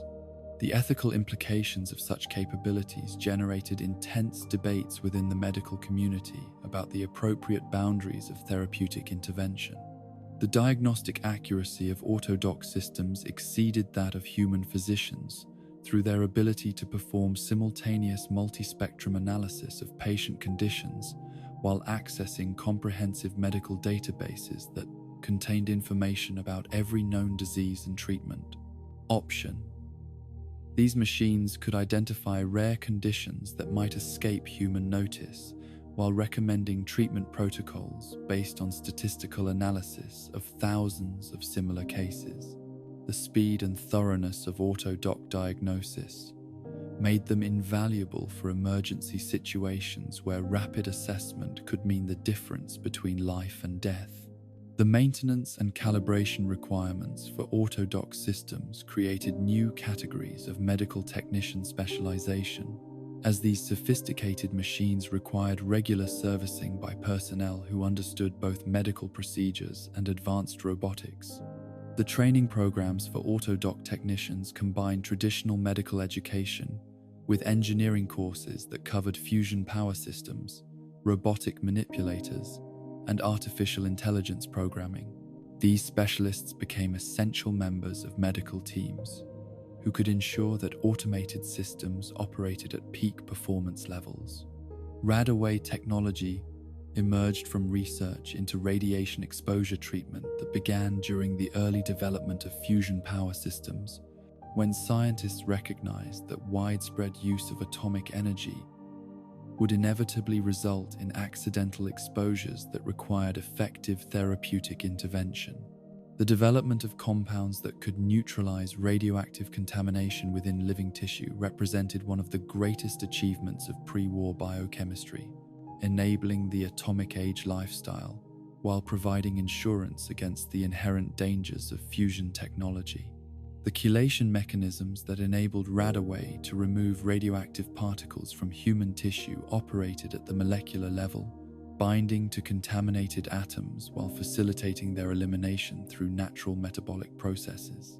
The treatment could reverse radiation damage that had already occurred while preventing future cellular deterioration from remaining contamination. The speed and effectiveness of Radaway treatment made radiation exposure a manageable medical condition rather than the death sentence it had been in previous generations. The mass distribution of Radaway throughout American society reflected the government's commitment to ensuring public safety during the transition to fusion-powered civilization, as these treatments were made available through automated dispensers in every location where radiation exposure was possible. The psychological reassurance provided by knowing that effective radiation treatment was readily available encouraged public acceptance of atomic technology, while enabling industrial applications that would have been impossible if radiation exposure had remained a serious health threat. The manufacturing processes required for Radaway production consumed significant quantities of rare materials and specialized equipment, but the strategic importance of radiation treatment capabilities justified enormous government investment in production facilities.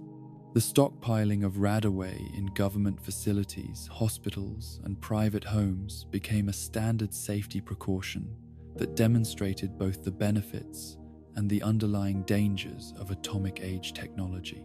Life extension research during the pre-war period pushed the boundaries of biological science in attempts to overcome the fundamental limitations of human mortality, driven by the belief that technological progress could eventually eliminate aging and death through scientific intervention. The development of cryogenic preservation systems offered the promise of suspended animation that could preserve human life indefinitely, while awaiting the development of treatments for currently incurable conditions. The cryogenic facilities constructed throughout pre-war America incorporated fusion-powered cooling systems that could maintain temperatures near absolute zero for centuries, while preserving cellular integrity through controlled, freezing processes that prevented tissue damage.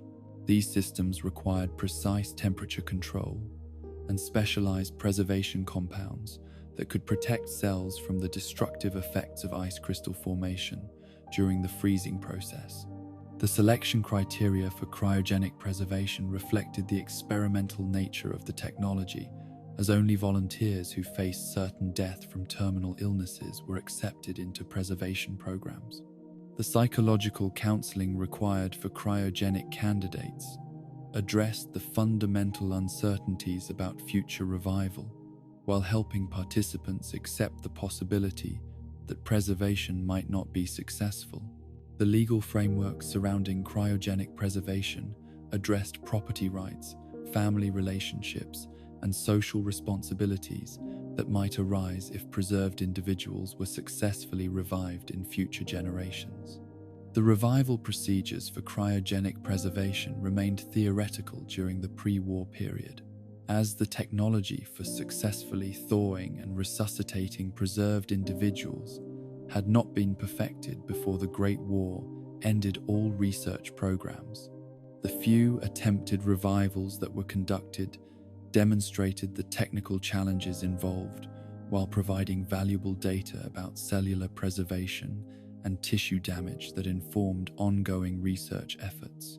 The forced evolutionary virus research conducted at facilities like VaultTech represented the most ambitious attempts to transcend natural biological limitations through artificial genetic modification, seeking to create enhanced humans capable of surviving and thriving in environments that would be lethal to unmodified individuals. The theoretical potential of FEV technology promised immunity to radiation, disease, and aging, while providing superhuman strength and intelligence that could represent the next stage of human evolution.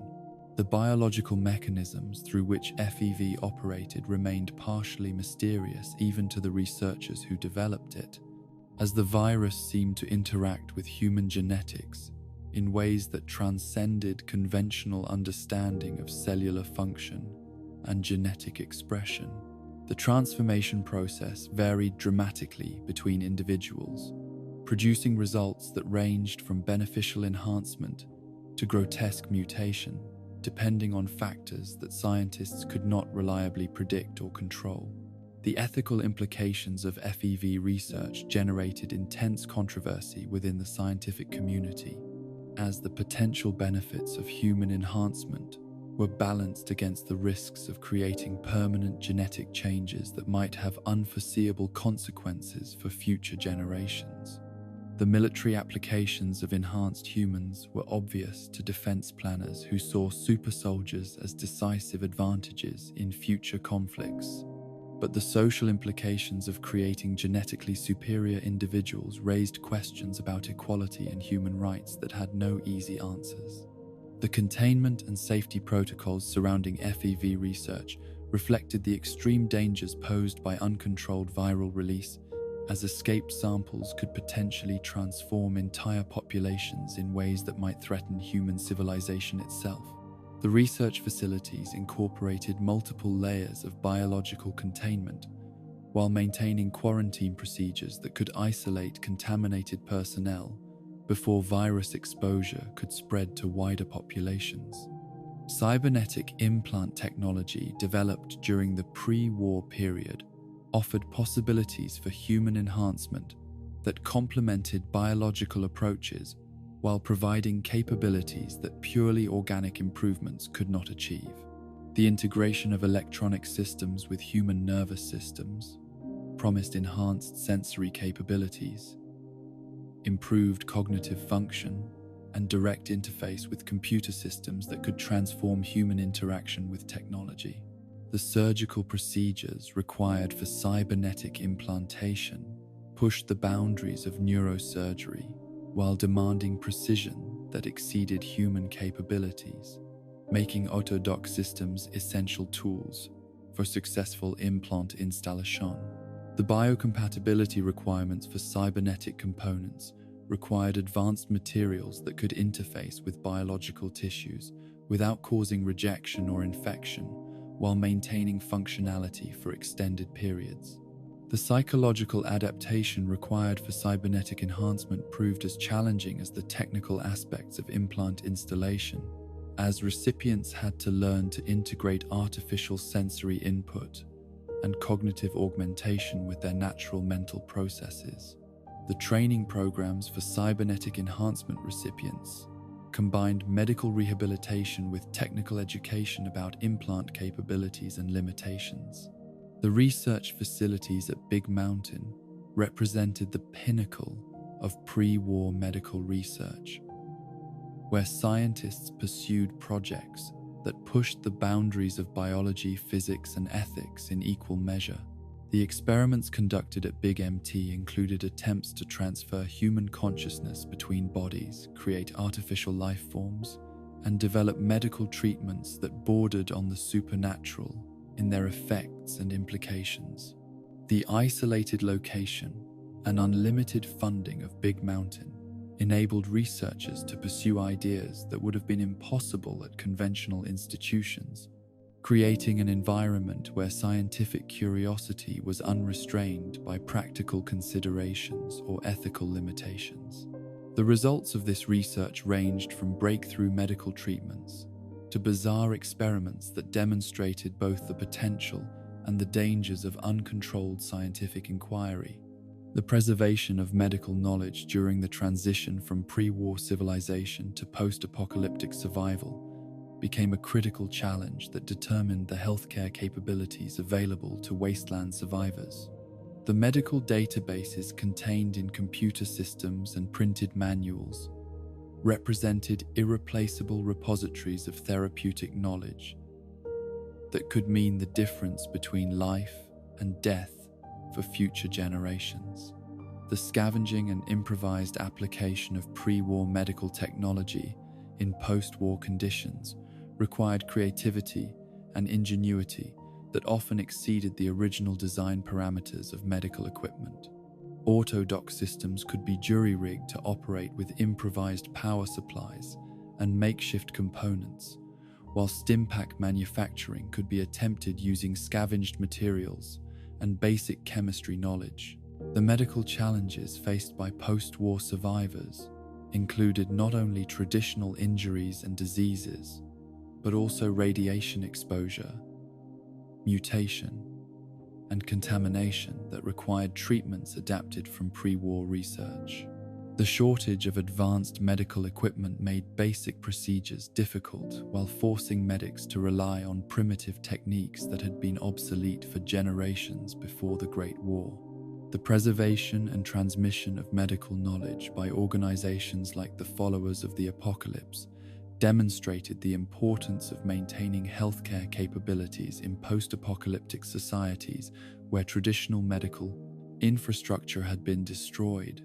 These groups combined pre-war medical knowledge with practical experience to provide healthcare services that helped sustain survivor communities while training new generations of medical personnel.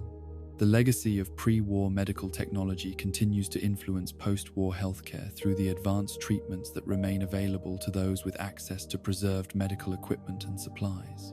The contrast between the miraculous healing capabilities of pre-war medicine and the primitive conditions faced by most wasteland survivors serves as a constant reminder of what was lost when civilization collapsed, while providing hope that medical knowledge and capability might eventually be restored through dedication and careful preservation of technological heritage.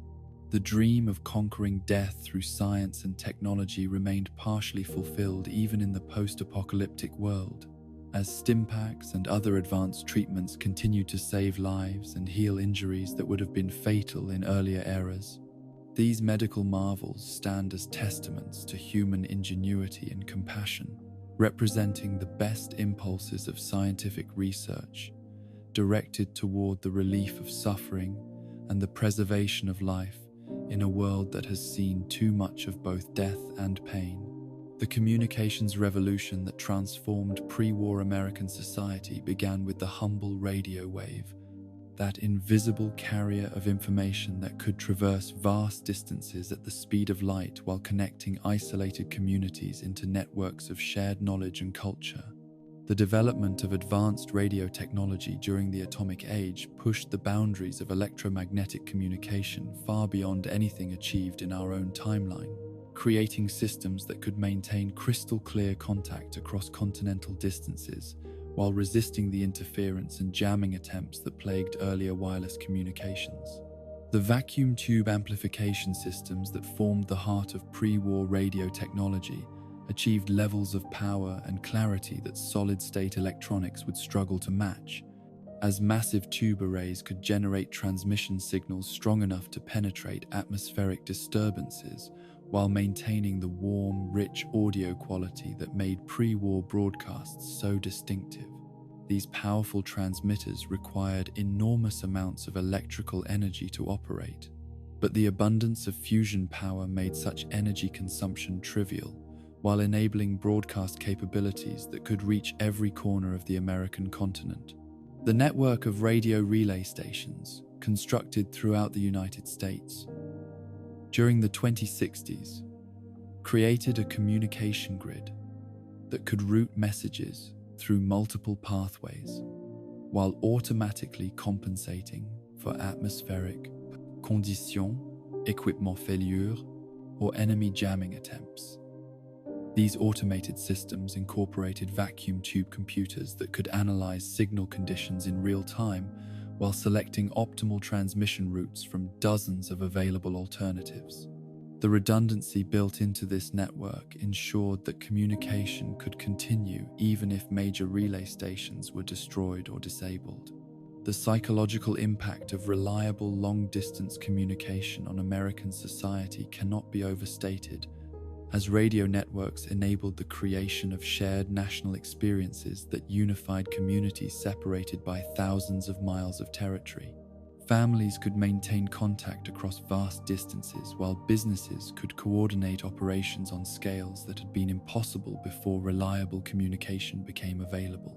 The sense of connection and community fostered by radio networks contributed to the optimistic spirit that characterized the atomic age.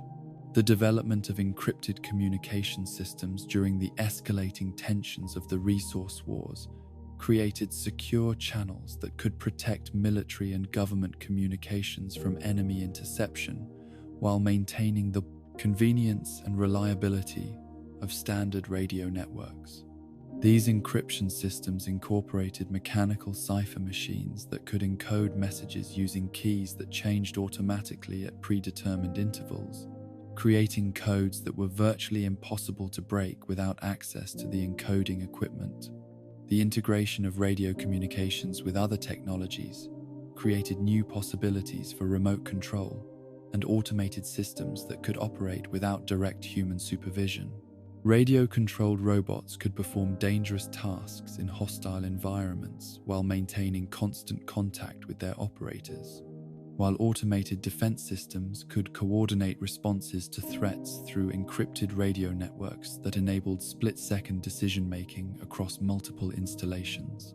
The early computer systems that emerged during the pre-war period represented remarkable achievements in vacuum tube technology, creating calculating machines that could process information with speed and accuracy that exceeded human capabilities while maintaining the reliability and durability that characterized all atomic-age electronics. These room-sized behemoths incorporated thousands of specialized tubes arranged in complex arrays that could perform mathematical calculations, store information, and execute programmed instructions with precision that amazed contemporary observers.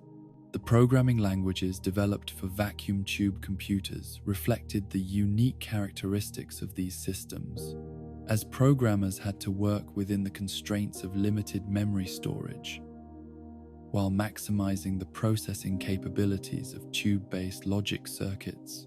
The magnetic tape storage systems that preserved programs and data required careful handling in climate-controlled environments, but they could maintain information integrity for decades when properly maintained. The military applications of early computer technology included ballistic calculations for artillery and missile systems, logistics management for supply chains, and strategic analysis for war planning that incorporated vast amounts of intelligence data. These computational capabilities provided American forces with advantages in planning and coordination that enemy forces using manual methods could not match, while the speed of computer-assisted analysis enabled rapid responses to changing battlefield conditions. The civilian applications of computer technology gradually expanded from scientific research and business accounting to include entertainment systems, educational programs, and home automation that demonstrated the versatility of programmable machines. The cost and complexity of computer systems limited their deployment to large organizations and wealthy individuals, but the capabilities they provided transformed every field they entered. The development of the Pip-Boy personal computer series represented the ultimate miniaturization of pre-war computing technology, creating wrist-mounted devices that contained more processing power than room-sized computers of earlier generations, while providing interfaces that anyone could learn to operate effectively. These remarkable devices combined computing capabilities with health monitoring, navigation systems, and communication equipment in packages small enough to wear comfortably, while maintaining the durability needed for harsh operating conditions. The user interface design of Pip-Boy computers reflected decades of research into human-machine interaction, creating control systems that were intuitive enough for children to operate while sophisticated enough to handle complex data analysis and communication tasks. The amber screen displays provided excellent visibility in all lighting conditions while consuming minimal power from the device's long-life fusion battery. The mechanical controls were robust enough to withstand abuse while providing tactile feedback that enabled operation without looking at the device. The health monitoring capabilities built into Pip-Boy systems could track vital signs, detect injuries, and analyze biological conditions with accuracy that approached clinical laboratory standards. These medical functions enabled users to monitor their own health status while providing valuable data to medical personnel during emergencies. The radiation detection capabilities were particularly important in the atomic age, as Pip-Boy devices could warn their users of dangerous contamination levels while recommending appropriate protective measures. The navigation systems incorporated into Pip-Boy computers utilized radio beacons and celestial positioning to provide location information accurate to within a few meters anywhere in the continental United States.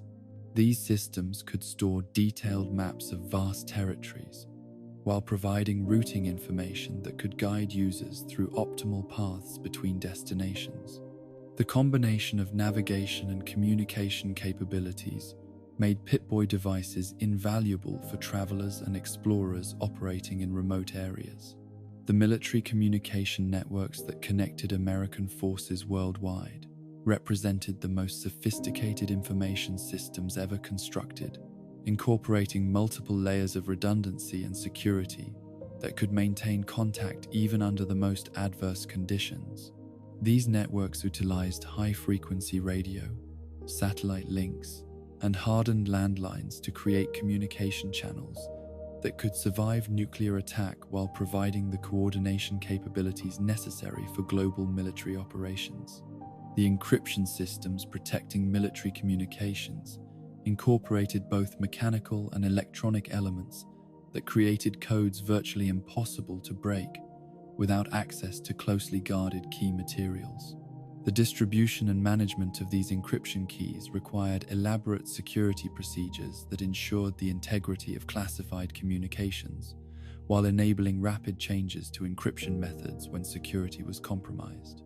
The command and control systems that utilized military communication networks could coordinate operations involving millions of personnel and thousands of vehicles across multiple continents, while maintaining real-time awareness of tactical situations.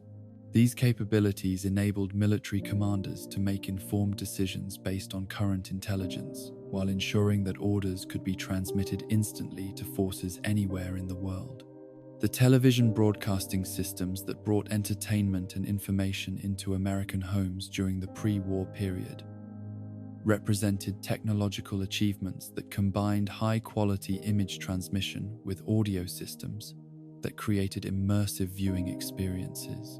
The vacuum tube cameras and transmitters used for television production created images with warmth and depth that many viewers found more appealing than the sterile clarity of later electronic systems.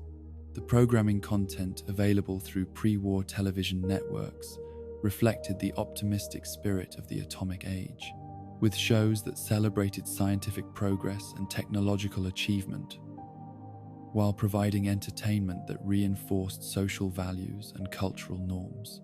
The educational programming available through television systems brought high-quality instruction into homes and schools throughout the country, democratizing access to knowledge while supplementing traditional educational methods.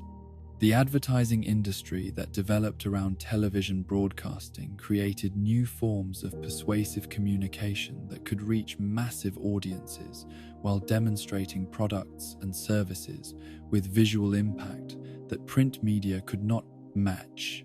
The integration of television advertising with other marketing methods created comprehensive campaigns that could influence consumer behavior on national scales, while funding the development of increasingly sophisticated programming content. The satellite communication systems launched during the pre-war period extended American communication capabilities beyond terrestrial limitations, creating space-based relay stations that could provide global coverage while resisting ground-based interference. These satellites incorporated fusion power systems that could maintain operations for decades while providing communication services that were impossible with ground-based systems alone. The orbital mechanics required for effective satellite deployment demanded precise calculations and launch systems that could place communication satellites in positions where they could provide optimal coverage of target areas. The ground stations that communicated with these satellites incorporated massive dish antennas and powerful transmitters that could maintain contact across the vast distances of space, while compensating for atmospheric interference and solar radiation effects. The military applications of satellite technology included reconnaissance systems that could observe enemy activities from space while providing intelligence that could not be obtained through other methods. These spy satellites incorporated advanced cameras and sensors that could detect military installations and troop movements while transmitting their findings to ground stations through encrypted communication links. The information warfare capabilities developed by pre-war intelligence services included electronic jamming systems that could disrupt enemy communications while protecting American networks from similar attacks. These systems could selectively target specific frequencies and communication methods while leaving friendly systems unaffected, creating tactical advantages that could influence the outcome of military operations. The propaganda distribution systems that utilized radio and television networks could reach audiences behind enemy lines while delivering messages designed to undermine morale and encourage resistance to hostile governments. These psychological warfare capabilities represented important components of American strategy that complemented military operations while advancing political objectives through information manipulation. The code-breaking systems developed for intelligence analysis incorporated early computer technology to process intercepted communications while searching for patterns that could reveal enemy intentions and capabilities. These analytical capabilities enabled American intelligence services to understand enemy plans while protecting American operations from similar analysis by hostile forces. The preservation of communication technology during the post-war period became critical for maintaining contact between survivor communities while coordinating recovery efforts across the devastated landscape. The hardy vacuum tube equipment that had powered pre-war communication systems proved remarkably resistant to electromagnetic pulse effects and radiation damage, enabling many systems to continue operating long after solid-state electronics would have failed. The amateur radio networks that emerged in the post-war period utilized preserved pre-war equipment to create communication links between scattered settlements, while providing emergency services that helped coordinate rescue, operations, and mutual aid efforts. These networks became lifelines for isolated communities, while demonstrating the continuing value of pre-war communication technology in changed circumstances. The maintenance and repair of communication equipment in post-war conditions required skills and knowledge that were scarce among survivor populations, making communication technicians valuable members of any community that sought to maintain contact with the outside world. The training programs developed by organizations like the Brotherhood of Steel preserved essential technical knowledge while ensuring that communication capabilities could be maintained for future generations. The jerry-rigging and improvised modification of communication systems enabled post-war engineers to create functional equipment from scavenged components while adapting pre-war designs to new requirements and beta limitations. These hybrid systems often combined components from multiple manufacturers while incorporating post-war innovations that improved reliability and performance under harsh operating conditions. The strategic importance of communication capabilities in post-war conflicts made functioning radio equipment among the most valuable resources in the wasteland, as factions that could coordinate their operations effectively held decisive advantages over groups that relied on messengers and visual signals. The control of communication networks became objectives in themselves as various groups sought to establish dominance over information flows. The cultural impact of preserved pre-war broadcasts, discovered in abandoned facilities, provided connections to lost civilizations while offering entertainment and education that enriched the lives of wasteland survivors. These audio recordings became treasured artifacts that preserved the voices and music of the atomic age, while inspiring hope that cultural achievements could survive even the worst catastrophes.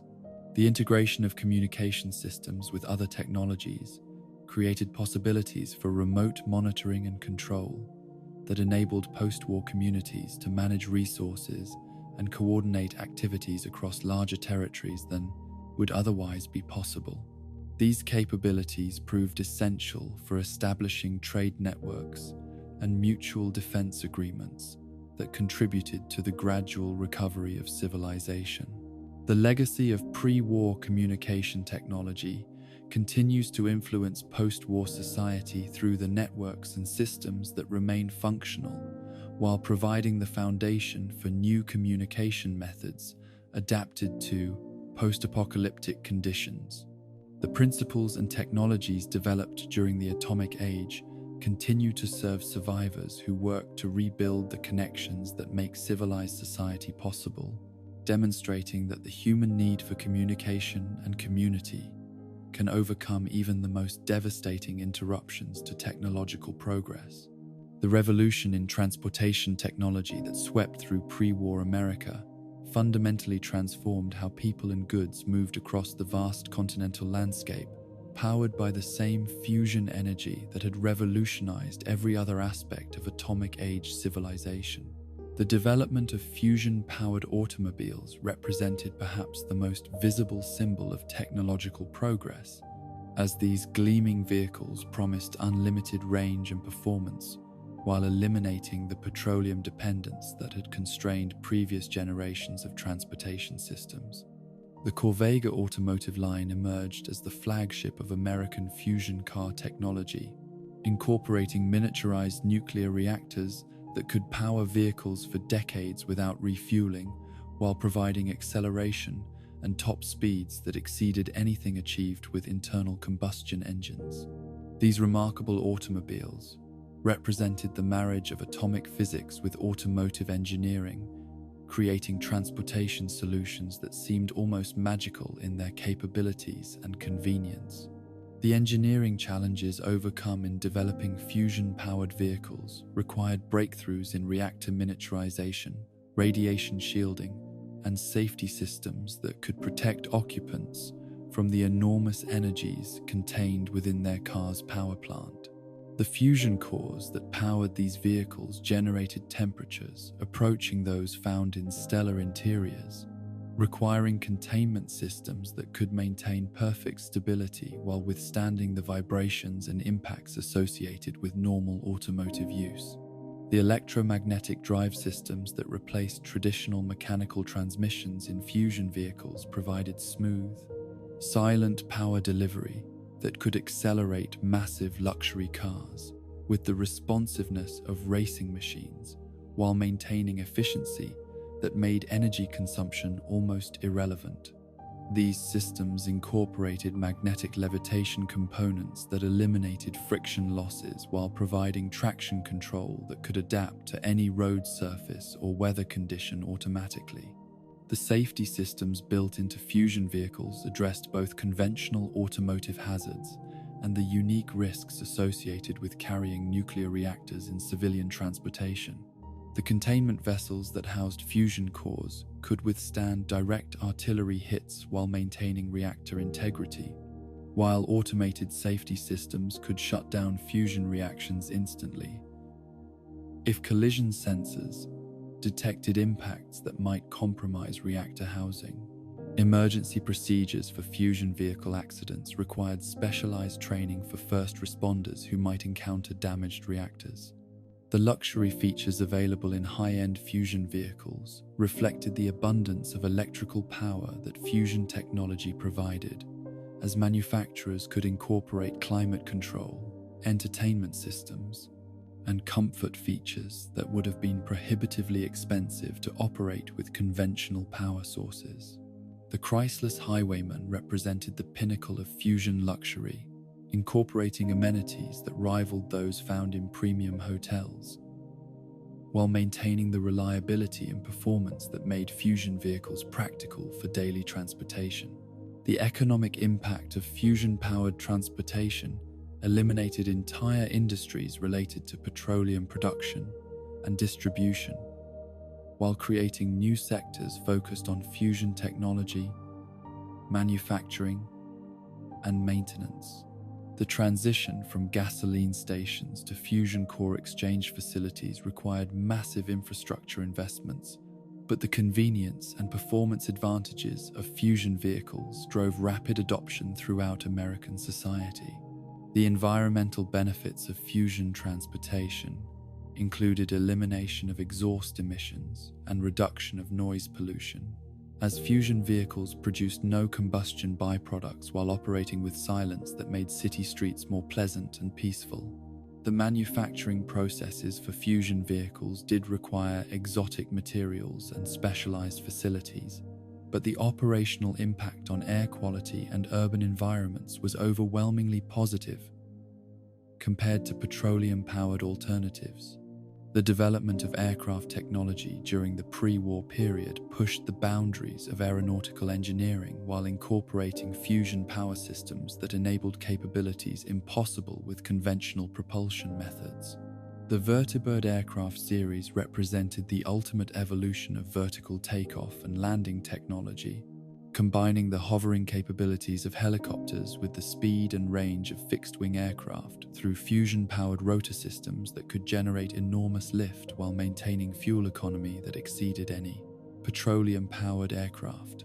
The military applications of vertibird technology transformed tactical mobility by enabling rapid deployment of troops and equipment to locations that would be inaccessible to conventional aircraft, while the fusion power systems provided enough electrical capacity to operate sophisticated communications and weapons systems during flight.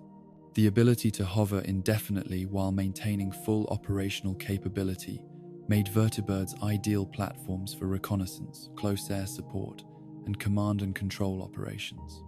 The civilian variants of vertibird technology promised to revolutionize personal aviation by making aircraft operation accessible to ordinary citizens who lacked the extensive training required for conventional airplane piloting.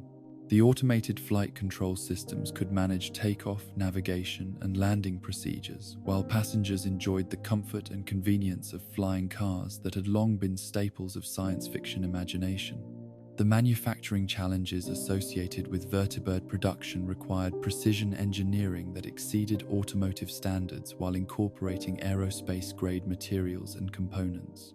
The rotor systems alone required exotic alloys and manufacturing tolerances that pushed metallurgical capabilities to their limits, while the fusion power plants demanded miniaturization technologies that were unavailable for civilian applications. Naval technology during the pre-war period incorporated fusion propulsion systems that could power the largest vessels indefinitely while providing electrical capacity for weapons, sensors, and life support systems that exceeded anything possible with conventional marine power plants.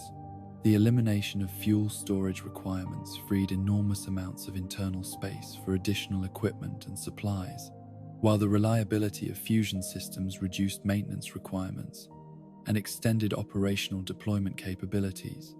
The submarine warfare applications of fusion technology created underwater vessels that could remain submerged for months while maintaining full combat capability, as the nuclear reactors required no air for operation while providing sufficient electrical power for life support, propulsion, and weapons systems. The stealth characteristics of fusion-powered submarines were superior to conventional diesel boats, as the absence of combustion systems eliminated thermal and acoustic signatures that enemy detection systems could identify.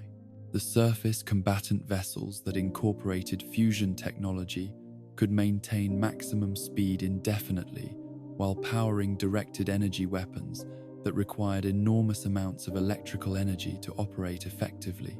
The tactical flexibility provided by unlimited endurance and power enabled naval strategies that would have been impossible with petroleum-powered vessels, while the reduced logistical requirements simplified fleet operations in remote areas. The merchant marine applications of fusion technology revolutionized global commerce by creating cargo vessels that could maintain high speeds between any ports in the world, while carrying loads that exceeded the capacity of conventional ships. The economic advantages of fusion-powered commercial vessels made traditional shipping methods obsolete, while enabling trade relationships that had been impractical with slower, less efficient transportation systems. Underground transportation systems in major American cities incorporated fusion-powered trains that could travel at speeds approaching 300 miles per hour, while maintaining the comfort and convenience that made mass transit attractive to passengers who might otherwise choose personal vehicles. The metro systems in cities like Washington, D.C., represented marvels of engineering that combined high-speed transportation with elegant station designs that made underground travel a pleasant experience rather than a necessary inconvenience. The automated control systems that managed underground transportation networks could coordinate hundreds of trains while maintaining safety margins that exceeded those possible with human operators, as computer-controlled scheduling could optimize traffic flow while preventing the collisions and delays that plagued manually operated systems. The fusion power systems provided enough electrical capacity to operate trains, stations, and safety systems, while maintaining climate control and lighting that created comfortable environments far below ground level. The construction techniques required for underground transportation systems demanded excavation and engineering capabilities that pushed civil engineering to unprecedented scales, as the tunnels and stations had to be carved from solid rock, while maintaining structural integrity that could withstand seismic activity and the enormous pressures associated with deep underground construction. The waterproofing and ventilation systems required for underground operations incorporated technologies that were later adapted for vault construction. Cargo handling and logistics automation during the pre-war period created supply chains that could move goods from manufacturers to consumers with minimal human intervention, as robotic systems could load, transport, and unload merchandise while tracking inventory through sophisticated computer systems that optimized routing and storage. The efficiency gains provided by automated logistics enabled just-in-time manufacturing that reduced waste while improving product availability. The containerization systems that standardized cargo handling procedures enabled seamless transfer of goods between different transportation modes, as standardized containers could be moved from ships to trains to trucks without unpacking and repacking their contents.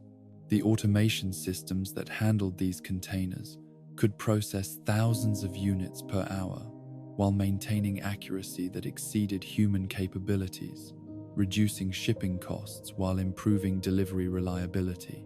The warehouse automation systems that sorted and stored merchandise incorporated robotic systems that could operate continuously while maintaining perfect inventory control, as computer systems tracked every item while optimizing storage locations to minimize retrieval times. The integration of these systems with transportation networks created supply chains that could respond to demand changes within hours rather than the weeks required by manual systems.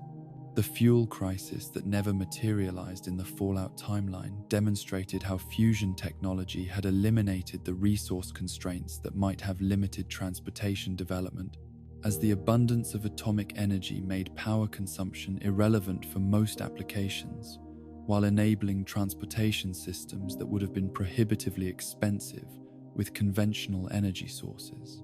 The strategic implications of energy independence influenced military planning and international relations by removing petroleum control as a factor in global politics.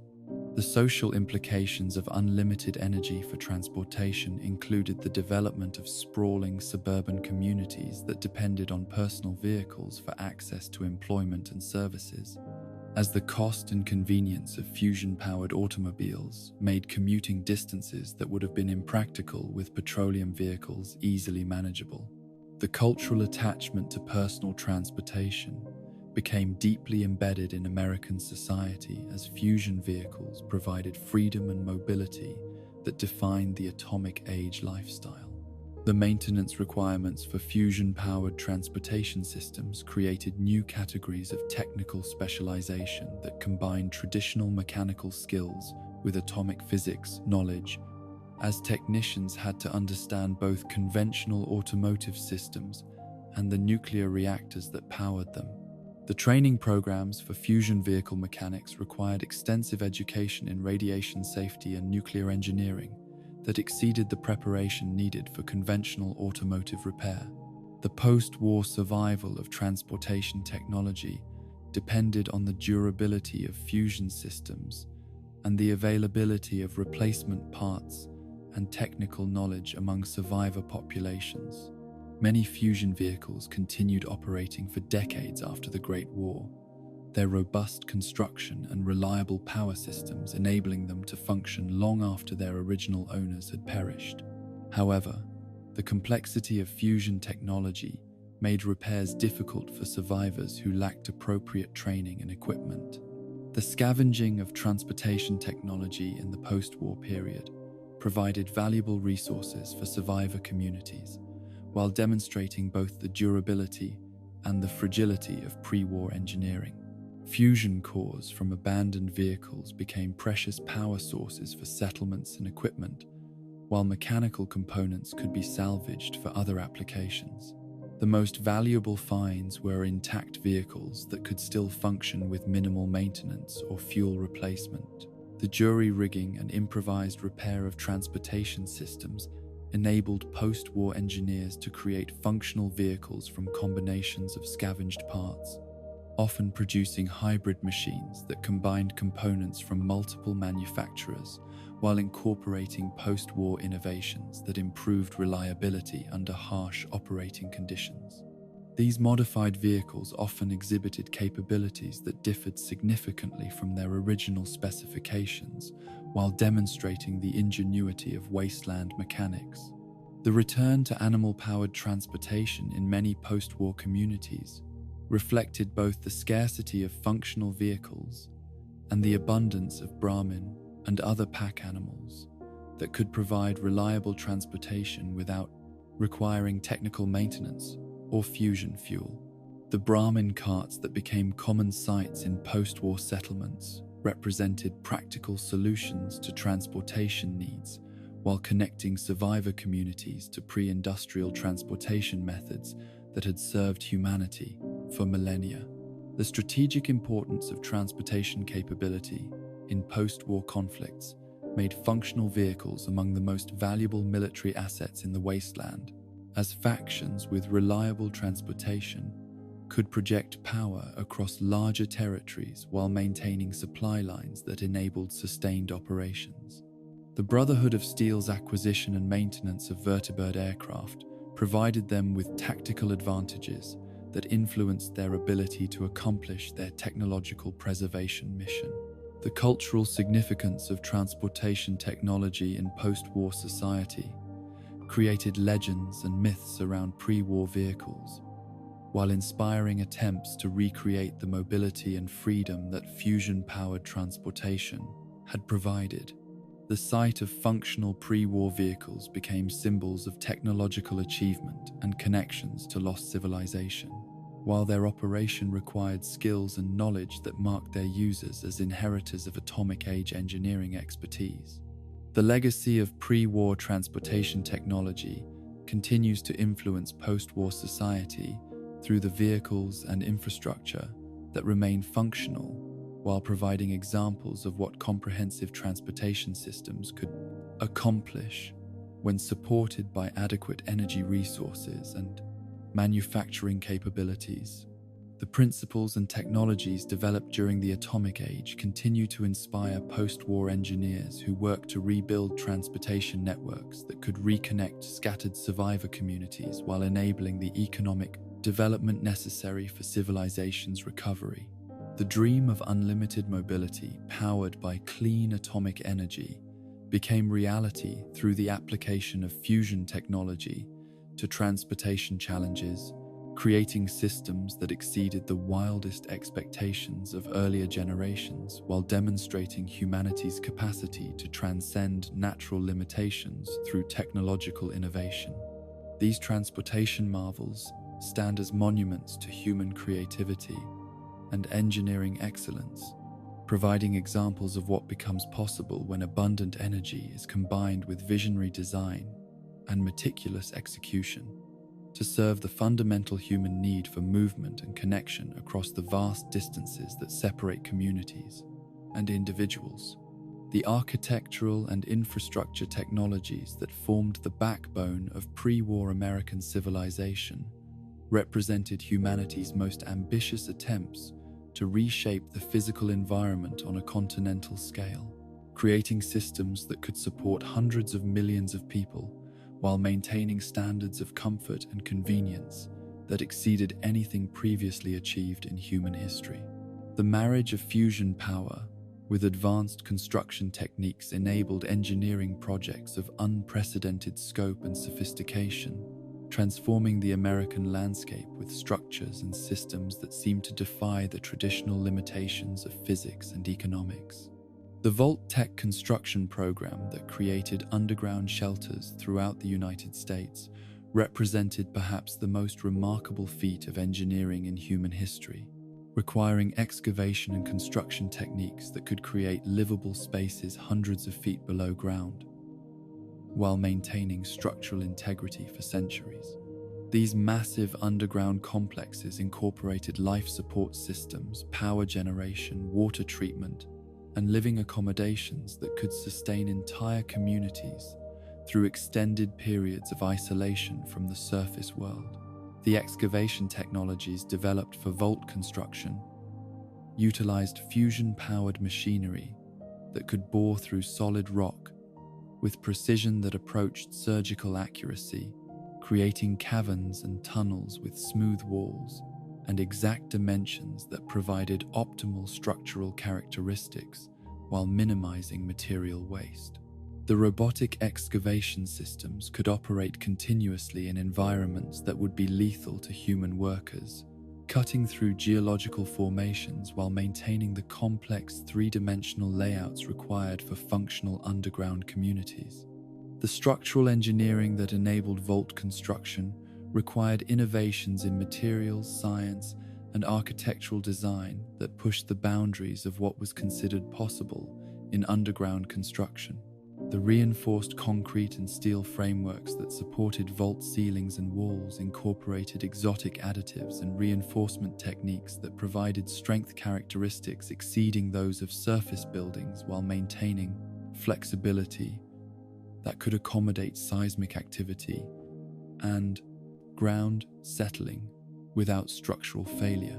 The waterproofing systems that protected vaults from groundwater infiltration utilized advanced polymer membranes and drainage techniques that could maintain dry conditions even when constructed below the water table in challenging geological conditions.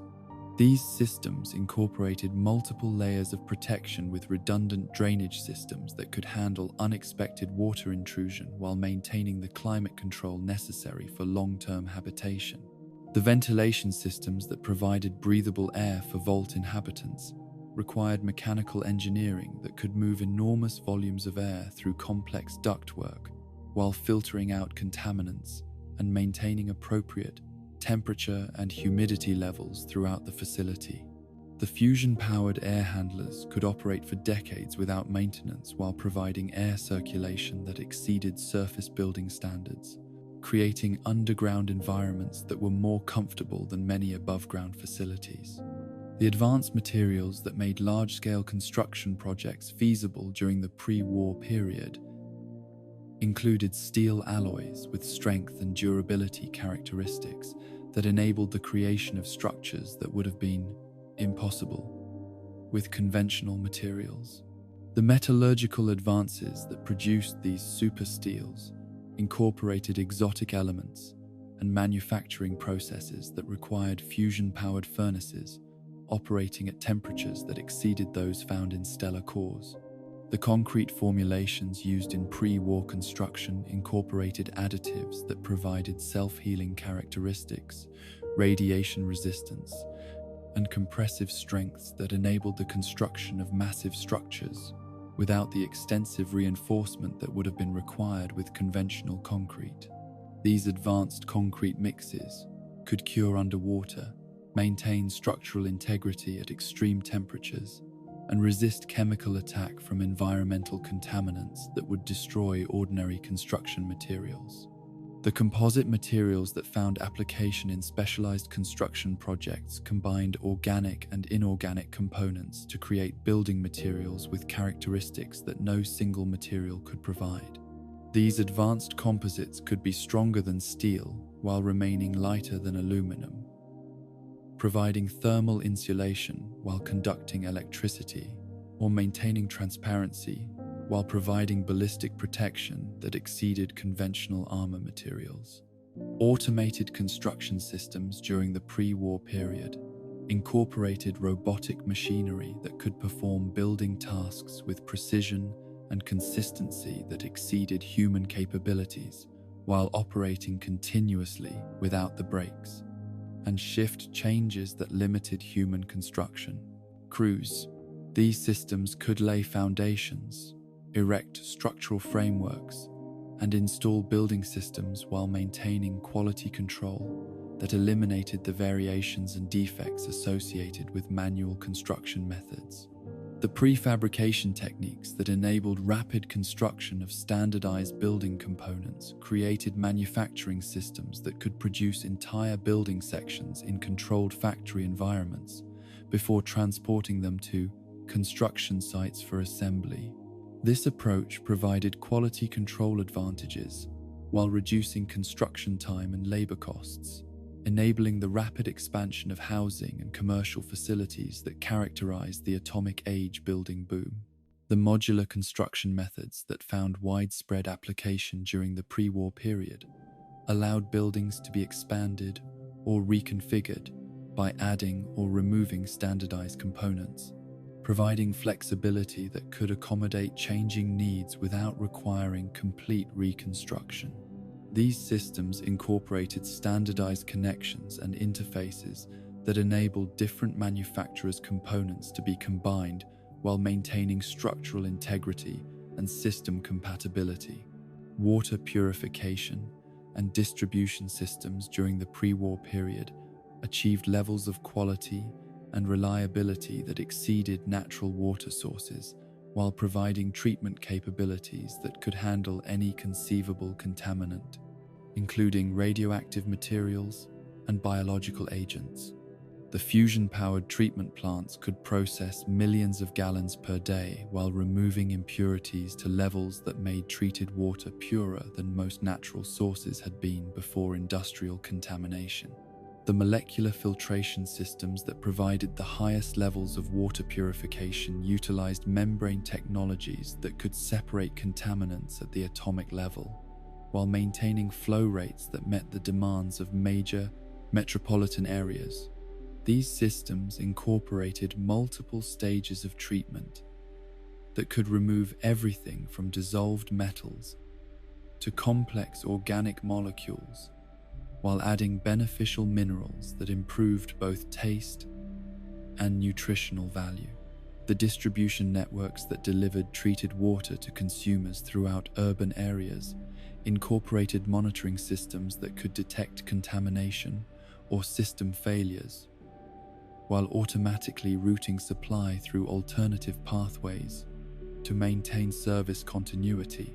The pressure management systems could optimize water pressure throughout distribution networks while minimizing energy consumption and system wear, extending infrastructure lifespan while improving service reliability. The waste management systems that processed sewage and industrial waste from major cities achieved treatment levels that produced effluent cleaner than many natural water sources, while extracting valuable materials that could be recycled for beneficial uses. The biological treatment systems incorporated engineered microorganisms that could break down complex contaminants while producing useful byproducts, including fertilizers and industrial chemicals. The electrical grid systems that distributed power throughout pre-war America represented marvels of electrical engineering that could handle the enormous power loads generated by fusion plants while maintaining voltage stability, service reliability across continental distances. The superconducting transmission lines that formed the backbone of these systems could carry massive amounts of electrical power with virtually no losses while maintaining the flexibility needed to accommodate varying demand patterns.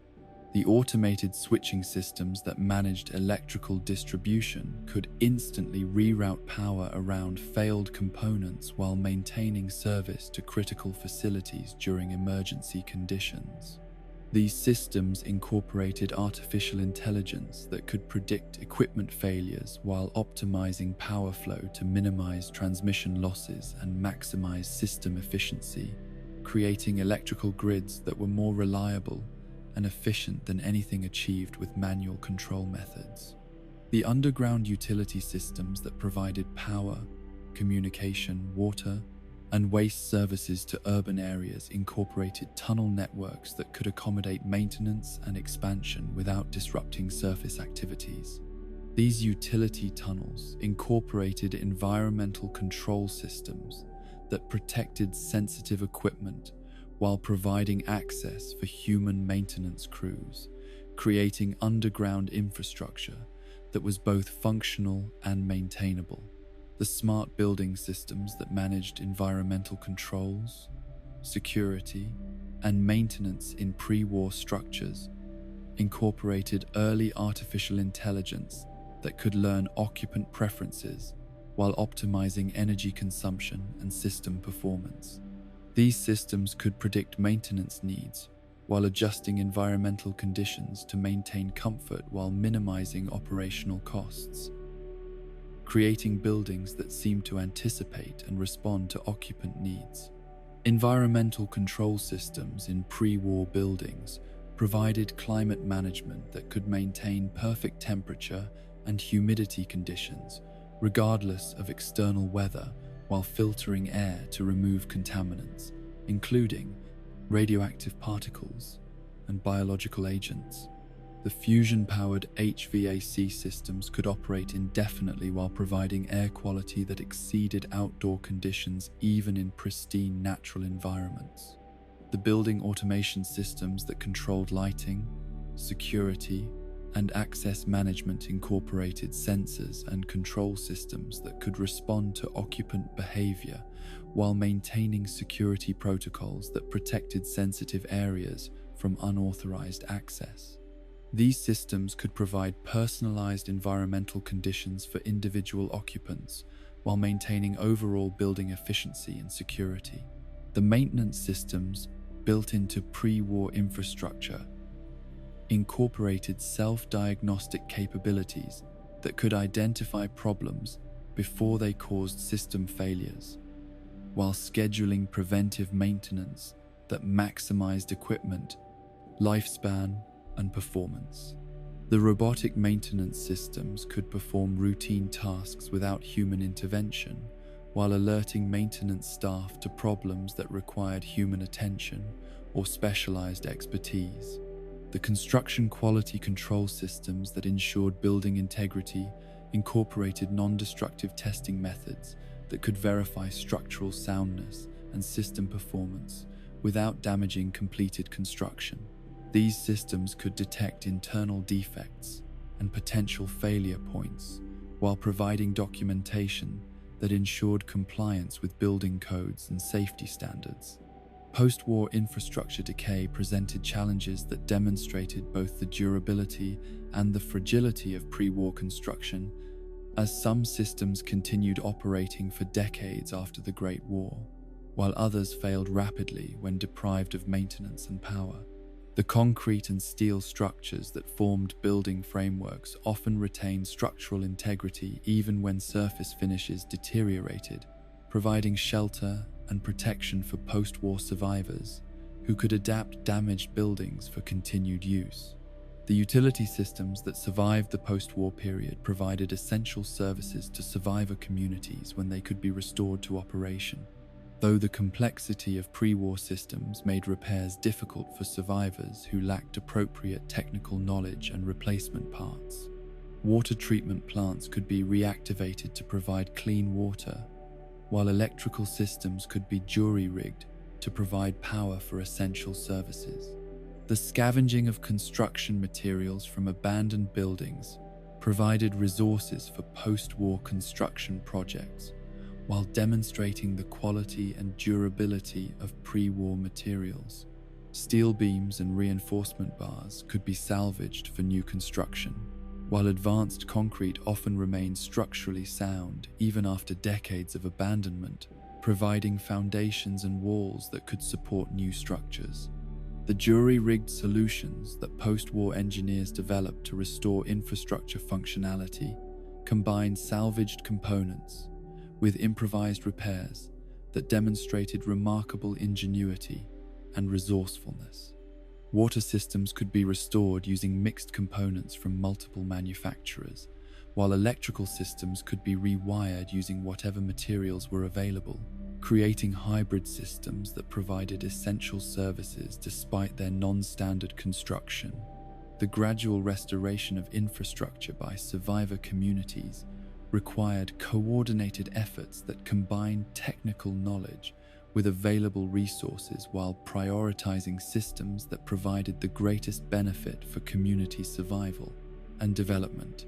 The restoration of water treatment and electrical power often took precedence over communications and transportation systems, reflecting the hierarchy of needs that governed post-war reconstruction efforts.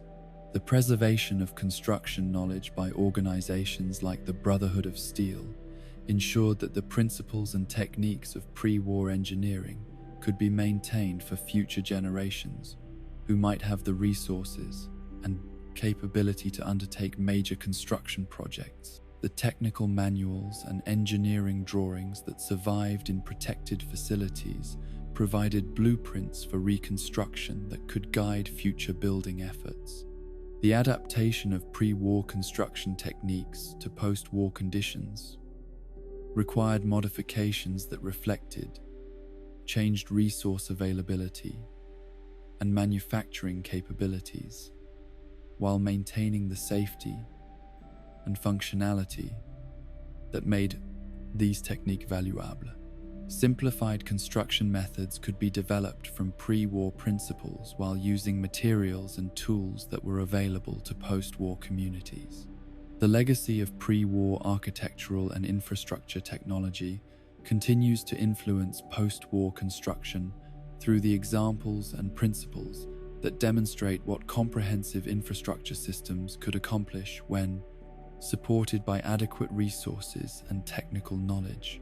The ruins that dot the wasteland serve as both reminders of what was lost and inspiration for what might be rebuilt, showing that human engineering capabilities can create systems that serve civilization's needs while withstanding the test of time and catastrophic disruption.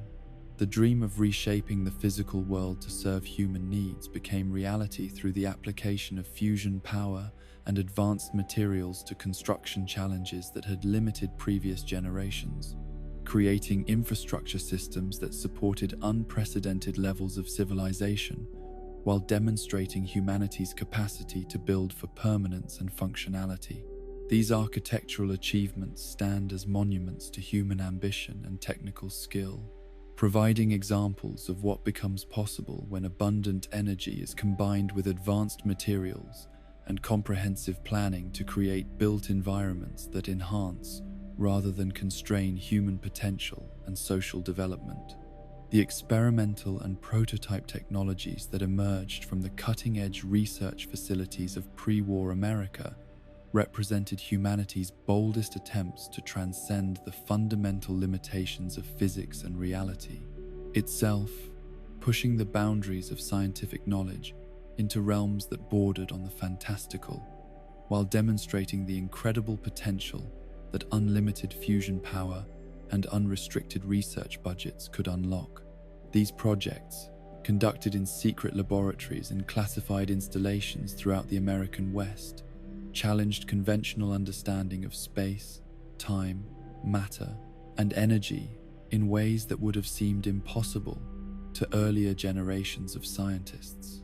The teleportation research conducted at the Institute and Big Mountain Research Facility represented perhaps the most ambitious attempt to overcome the tyranny of distance that had constrained human movement since the dawn of civilization.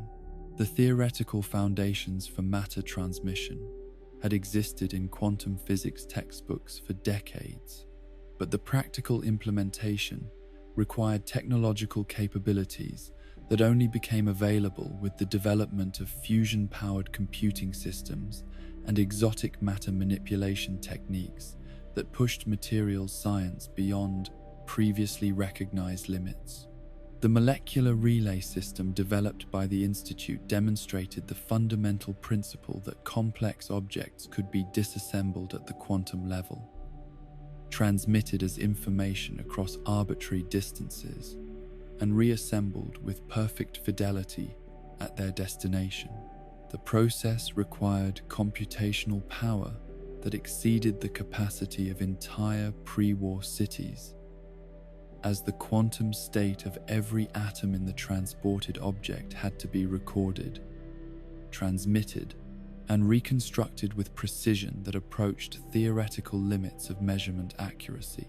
The energy requirements for teleportation proved staggering even by the standards of fusion-powered civilization, as the disassembly and reassembly process required the temporary conversion of matter into pure energy before reconstitution at the destination coordinates. Each teleportation event consumed power equivalent to that needed to supply entire neighborhoods for months, making the technology viable only for the most critical applications, despite its revolutionary potential for transportation and logistics. The range limitations that constrained teleportation systems reflected fundamental challenges in maintaining quantum coherence across large distances while compensating for environmental interference that could corrupt transmitted information. The signal degradation that occurred over extended ranges required relay stations and signal amplification systems that could maintain data integrity while preserving the precise timing necessary for successful matter reconstruction. The safety protocols surrounding teleportation research addressed the catastrophic consequences that could result from transmission errors or equipment malfunctions, as failed teleportation attempts could result in incomplete reassembly, molecular scrambling, or the creation of duplicate entities with unpredictable characteristics. The containment facilities used for teleportation experiments incorporated multiple layers of protection against contamination by partially assembled matter or exotic particles created during failed transmission attempts. The Big Mountain Transportal Ponder technology demonstrated an alternative approach to matter transmission that utilized satellite-based relay systems to create stable transportation networks between fixed locations. This system achieved greater reliability and energy efficiency than the Institute's molecular relay, while maintaining the instantaneous travel capabilities that made teleportation technology so revolutionary for military and civilian applications. Force field technology developed during the pre-war period represented mastery over electromagnetic and gravitational forces that enabled the creation of invisible barriers capable of repelling physical objects while remaining completely transparent to light and sound. The theoretical principles underlying force field generation had been understood since the early 20th century, but practical implementation required power sources and field manipulation techniques that were only possible with fusion technology and advanced materials science. The photonic resonance barriers that found military applications could create defensive screens strong enough to stop artillery shells and armor-piercing projectiles, while maintaining perfect transparency that allowed defenders to observe and engage attackers through the protective barrier. These systems incorporated feedback mechanisms that could adjust field strength and configuration in response to incoming threats, creating adaptive defenses that became more effective as attackers attempted to overwhelm them with increasing force. The radar fence technology that contained dangerous experiments within research facilities utilized electromagnetic fields that could disable electronic equipment while creating physical barriers that living organisms found impossible to cross. These containment systems could operate for decades without maintenance, while providing security that exceeded conventional physical barriers, creating prison systems that were both humane and completely escape-proof. The force field generators that powered these systems required exotic materials and manufacturing techniques that pushed materials science to its absolute limits, incorporating superconducting elements and crystalline structures that could channel enormous amounts of energy while maintaining the precise field geometries necessary for stable barrier generation. The miniaturization of force field technology enabled personal defense systems and vehicle protection that could provide invulnerability to conventional weapons. The holographic projection systems that achieved practical deployment during the pre-war period transcended simple light manipulation to create three-dimensional images that could interact with physical objects while maintaining perfect visual and auditory fidelity. The breakthrough that made interactive holograms possible involved the development of photonic manipulation techniques that could create coherent light structures capable of exerting physical force while maintaining the flexibility needed for complex movements and behaviors. The security holograms deployed at the Sierra Madre Casino demonstrated the ultimate evolution of holographic technology, creating artificial beings that could observe their environment, make tactical decisions, and engage threats with directed energy weapons that were integrated into the holographic projection system itself. These synthetic guardians combined artificial intelligence with photonic manipulation to create security forces that were virtually indestructible while requiring no physical infrastructure beyond their projection systems. The power requirements for interactive holographic systems exceeded those of most industrial applications, as the photonic manipulation needed to create solid light structures required energy densities that approached those found in stellar cores.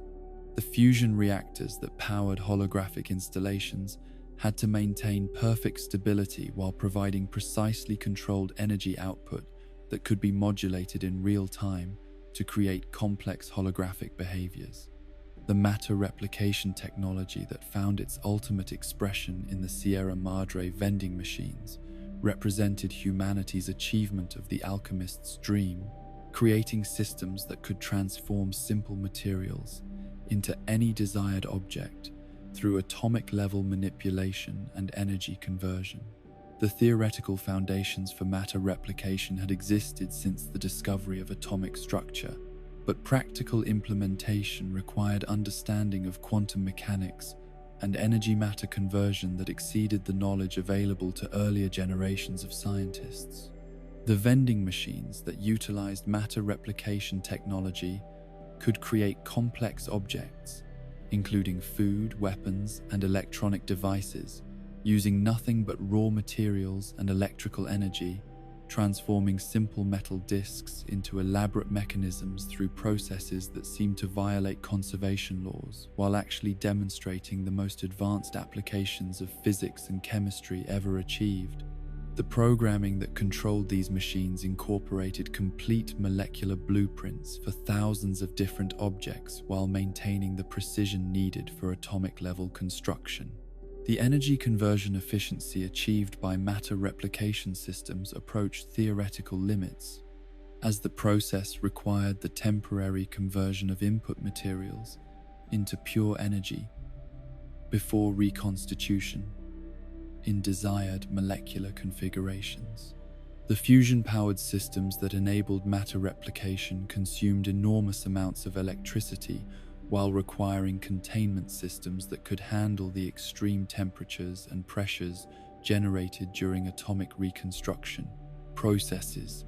The quality control systems built into matter replication technology ensured that created objects maintained perfect molecular structure and functional characteristics that matched or exceeded those of conventionally manufactured items.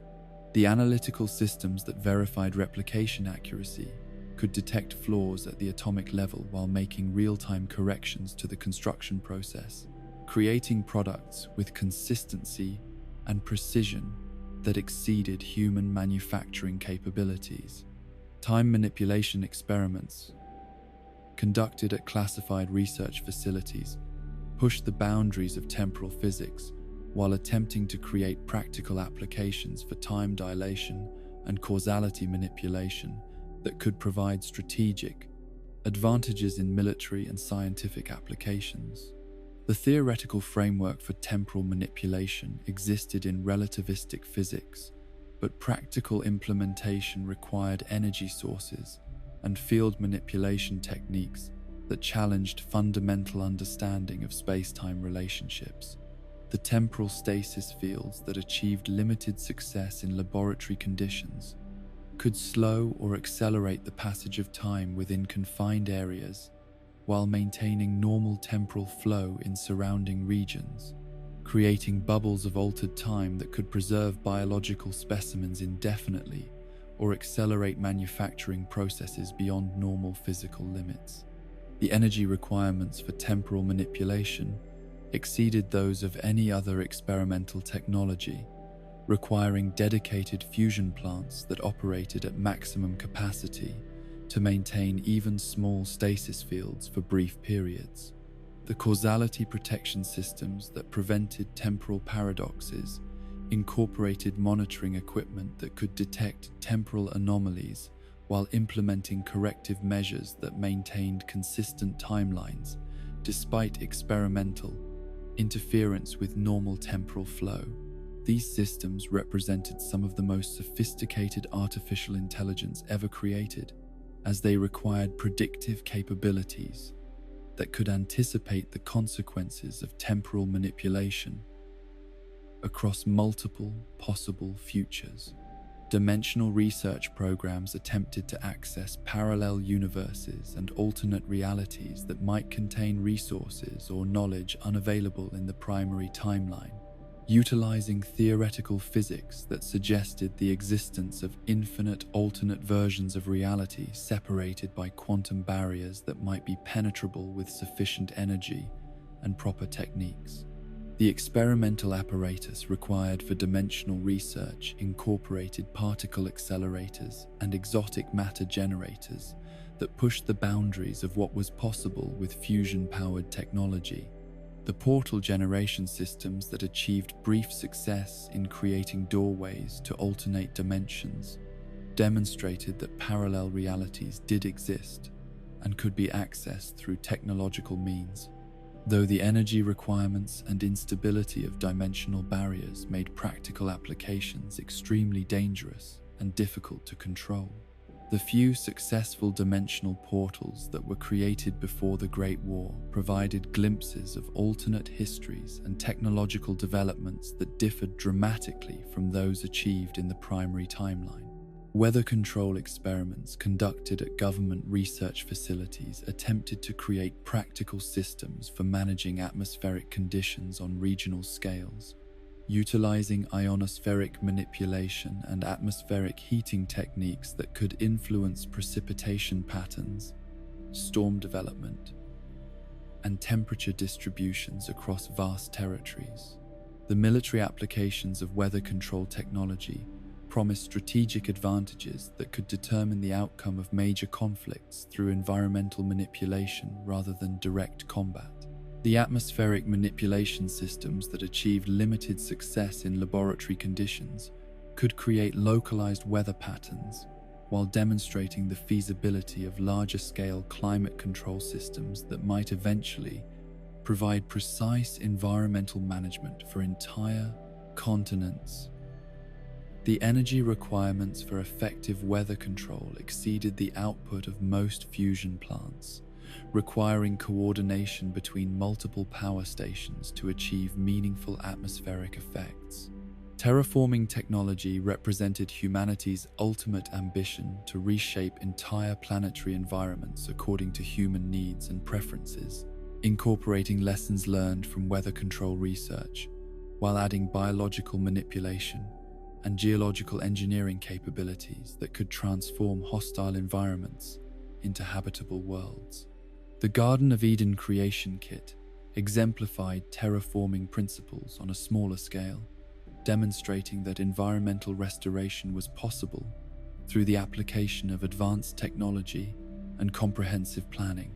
The biological components of terraforming systems included engineered microorganisms and plant species that could survive in hostile environments, while beginning the process of atmospheric and soil modification that would eventually create conditions suitable for human habitation. The genetic engineering required for terraforming organisms pushed the boundaries of biological science, while creating life forms that could thrive in conditions that would be lethal to natural species. The atmospheric processes that formed the core of terraforming systems could analyze existing atmospheric composition while implementing chemical and biological modifications that would gradually transform hostile atmospheres into breathable environments suitable for human colonization. The timeframes required for successful terraforming ranged from decades to centuries, depending on initial conditions, making these systems long-term investments in humanity's expansion beyond Earth. The geological manipulation techniques incorporated into advanced terraforming systems could reshape planetary topography while creating water sources and mineral deposits that would support human civilization for millennia after initial environmental modification was complete. The energy requirements for geological terraforming exceeded those of any other technology, requiring fusion plants that could operate continuously for decades, while powering equipment that could move mountains and redirect rivers. The containment and safety systems that protected researchers working with experimental technologies incorporated multiple layers of protection against the exotic hazards created by advanced physics and chemistry experiments, as the energies and materials involved in cutting-edge research could pose threats that conventional safety equipment was inadequate to address. The radiation shielding alone required materials and construction techniques that exceeded those used in fusion reactor construction. The automated monitoring systems that tracked experimental progress while maintaining safety protocols incorporated artificial intelligence that could recognize dangerous trends and implement emergency procedures faster than human. Operators could respond to crisis situations. These systems represented some of the most advanced computer programming ever achieved, as they required predictive capabilities that could anticipate equipment failures and experimental anomalies before they occurred. Post-war survival of experimental technologies created both opportunities and dangers for wasteland survivors who discovered abandoned research facilities containing equipment and materials that they could not understand or safely operate. The power systems that continued operating in some facilities provided energy for communities that could establish themselves nearby, while the experimental materials and devices became valuable trade goods despite their incomprehensible functions. The reverse engineering attempts made by post-war scientists and engineers produced limited success in understanding and replicating experimental technologies, as the knowledge base required for advanced physics applications had been largely lost with the destruction of universities and research institutions. The few successful reproductions of experimental devices often achieved functionality without comprehending the underlying principles, creating situations where operators could use technologies they could not maintain or modify. The dangers posed by experimental technologies to post-war survivors included radiation exposure from damaged containment systems, temporal anomalies that could trap explorers in time loops, and dimensional portals that might lead to hostile alternate realities. The safety protocols that had protected pre-war researchers were often non-functional or incomprehensible to wasteland explorers who lacked appropriate training and equipment. The legacy of experimental and prototype technologies continues to influence post-war development through the examples and principles that demonstrate what becomes possible when human creativity is unlimited by resource constraints or safety concerns. These technologies represent both the highest achievements of human science and cautionary examples of what can happen when research proceeds without adequate consideration of consequences, providing inspiration and warning for future generations who might once again possess the knowledge and resources necessary for such ambitious experiments. The dream of transcending natural limitations through science and technology achieved partial realization in the experimental programs that pushed the boundaries of human knowledge, while demonstrating that seemingly impossible achievements could become reality through dedication, resources, and willingness to challenge conventional understanding. These technological marvels stand as monuments to human curiosity and ambition, showing what becomes possible when brilliant minds are given unlimited resources and freedom to explore the deepest mysteries of existence, while pursuing applications that could benefit or endanger all humanity.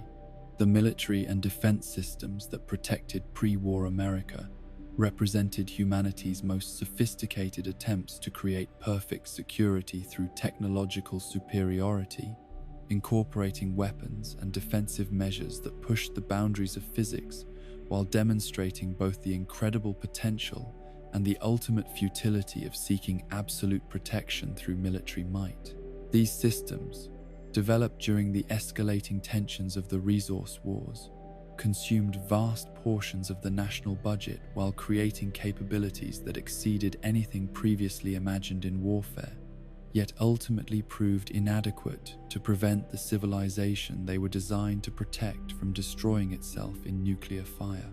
Nuclear weapons technology, during the pre-war period, evolved far beyond the crude fission devices that had terrorized earlier generations, incorporating fusion warheads and exotic delivery systems that could deliver precisely controlled amounts of destruction, while minimizing radioactive contamination through clean burning reactions that converted matter directly into energy. The miniaturization achievements that made tactical nuclear weapons possible enabled their deployment in artillery shells, aircraft bombs, and even individual weapon systems that could be operated by single soldiers in battlefield conditions.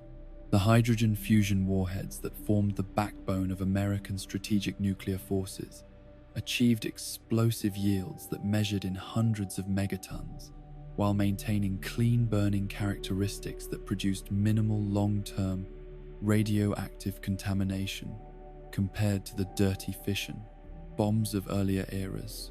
These weapons incorporated sophisticated timing and targeting systems that could coordinate simultaneous detonations across multiple targets while adjusting yield settings to optimize destruction patterns for specific military objectives. The intercontinental ballistic missile systems that carried nuclear warheads incorporated guidance systems so accurate they could place warheads within meters of their intended targets across distances spanning entire continents, utilizing inertial navigation and stellar positioning that operated independently of ground-based references while resisting electronic jamming attempts by enemy forces. The multiple, independently targetable re-entry vehicles that topped these missiles could engage dozens of separate targets from single launch platforms while incorporating penetration aids that could defeat the most sophisticated missile defense systems. The submarine-launched ballistic missile systems that provided second strike capabilities incorporated underwater launch techniques that could deliver nuclear warheads from concealed positions anywhere in the world's oceans, while maintaining communications with command authorities through extremely low-frequency radio systems that could penetrate oceanic depths. These sea-based deterrent forces represented the ultimate expression of nuclear strategy, creating retaliatory capabilities that no enemy could hope to eliminate through preemptive attack. The aircraft delivery systems that provided tactical nuclear capabilities included both piloted bombers and unmanned drones that could penetrate enemy airspace while carrying nuclear payloads ranging from strategic city-busting warheads to tactical battlefield weapons designed to eliminate specific military targets without causing widespread civilian casualties. The stealth technologies incorporated into nuclear delivery aircraft enabled them to evade detection while approaching targets that conventional air defenses would normally protect. Automated defense networks during the pre-war period created integrated systems that could detect, track, and engage incoming threats without human intervention while maintaining perfect coordination between ground-based missiles, aircraft interceptors, and space-based weapon platforms.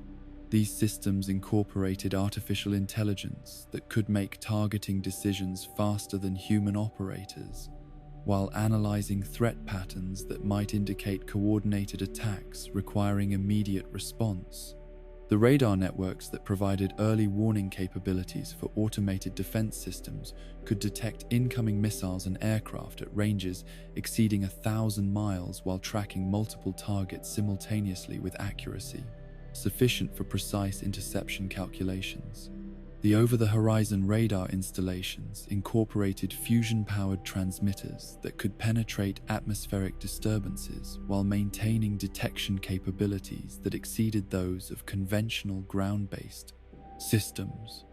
The surface-to-air missile systems that protected critical installations incorporated warheads and guidance systems that could engage targets moving at hypersonic velocities while discriminating between actual threats and decoys, designed to overwhelm defensive systems. The automated loading and firing systems could maintain continuous defensive coverage while drawing ammunition from underground storage facilities that contained thousands of interceptor missiles. The space-based weapon platforms that represented the ultimate evolution of missile defense technology incorporated directed energy weapons and kinetic interceptors that could engage ballistic missiles during their boost phase, when they were most vulnerable to defensive action. These orbital defense systems required enormous investments in space infrastructure, while demonstrating capabilities that made traditional concepts of national borders irrelevant to strategic defense planning. Bunker construction during the pre-war period incorporated engineering techniques and materials that could withstand direct nuclear attack while maintaining life support and communication capabilities for extended periods of isolation from the surface world. The deepest command bunkers extended hundreds of feet underground while incorporating blast doors and structural reinforcement that could survive ground zero detonations of strategic nuclear weapons without compromising their operational capabilities. The hardened communication systems that connected military command centers incorporated multiple redundant pathways, including buried cables, satellite links, and radio networks that could maintain contact even after nuclear attacks had destroyed conventional communication infrastructure.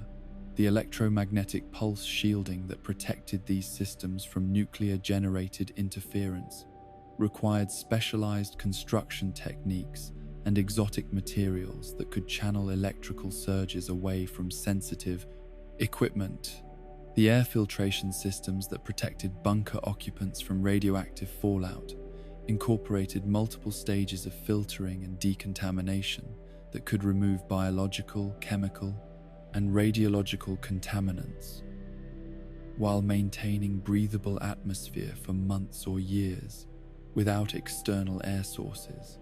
The life support systems included hydroponic food production and water recycling that could sustain bunker populations indefinitely while maintaining nutrition and health standards comparable to surface conditions.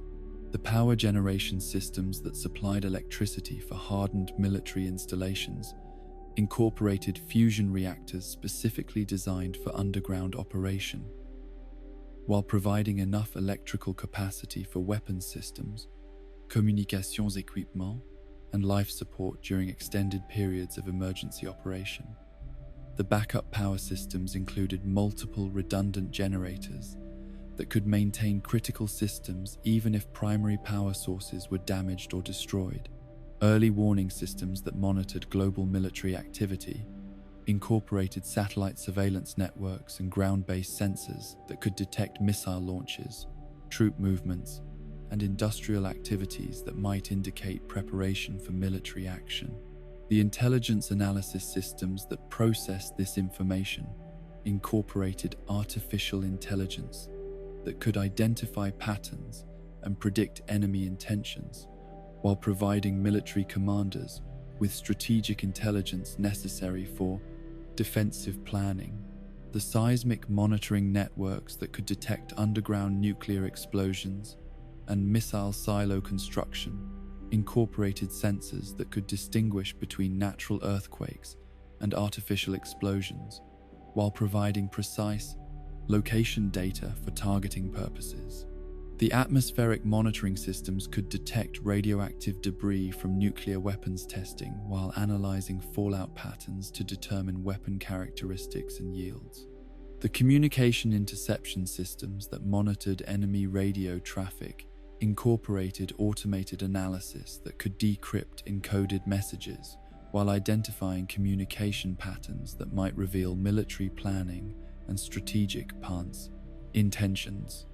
The electronic intelligence gathering capabilities enabled military planners to anticipate enemy actions while protecting American communication security through counterintelligence measures. Chemical and biological weapons programs during the pre-war period developed agents that could incapacitate or eliminate enemy forces while avoiding the environmental contamination associated with nuclear weapons, creating tactical options that could achieve military objectives without rendering conquered territories uninhabitable. The research facilities that developed these weapons incorporated containment systems that could prevent accidental release while enabling testing and evaluation under controlled conditions. The nerve agents that represented the most lethal chemical weapons could incapacitate enemy forces within minutes of exposure, while requiring minimal quantities for effective battlefield deployment, making them attractive alternatives to nuclear weapons for situations where precision targeting was more important than maximum destruction. The binary chemical systems that enhanced safety during storage and transportation could combine relatively harmless precursor chemicals to create lethal agents only when weapon deployment was intended. The biological warfare agents that utilized engineered pathogens could target specific genetic markers or biological characteristics, while spreading through enemy populations in ways that conventional weapons could not achieve, creating strategic capabilities that could eliminate enemy military potential without destroying infrastructure or causing environmental damage. The containment and safety protocols surrounding biological weapons research addressed the catastrophic consequences that could result from accidental release or enemy capture of weapons-grade pathogens. The defensive systems that protected American forces from chemical and biological attack incorporated detection equipment that could identify hazardous agents within seconds, while triggering automatic protective measures, including air, filtration, antidote distribution, and decontamination procedures. The protective clothing and equipment that enabled operations in contaminated environments provided complete isolation from external hazards while maintaining mobility and operational effectiveness necessary for military missions. Electronic warfare capabilities during the pre-war period included jamming systems that could disrupt enemy communications and radar while protecting American forces from similar electronic attacks through frequency, agility, and signal processing techniques that exceeded enemy countermeasure capabilities.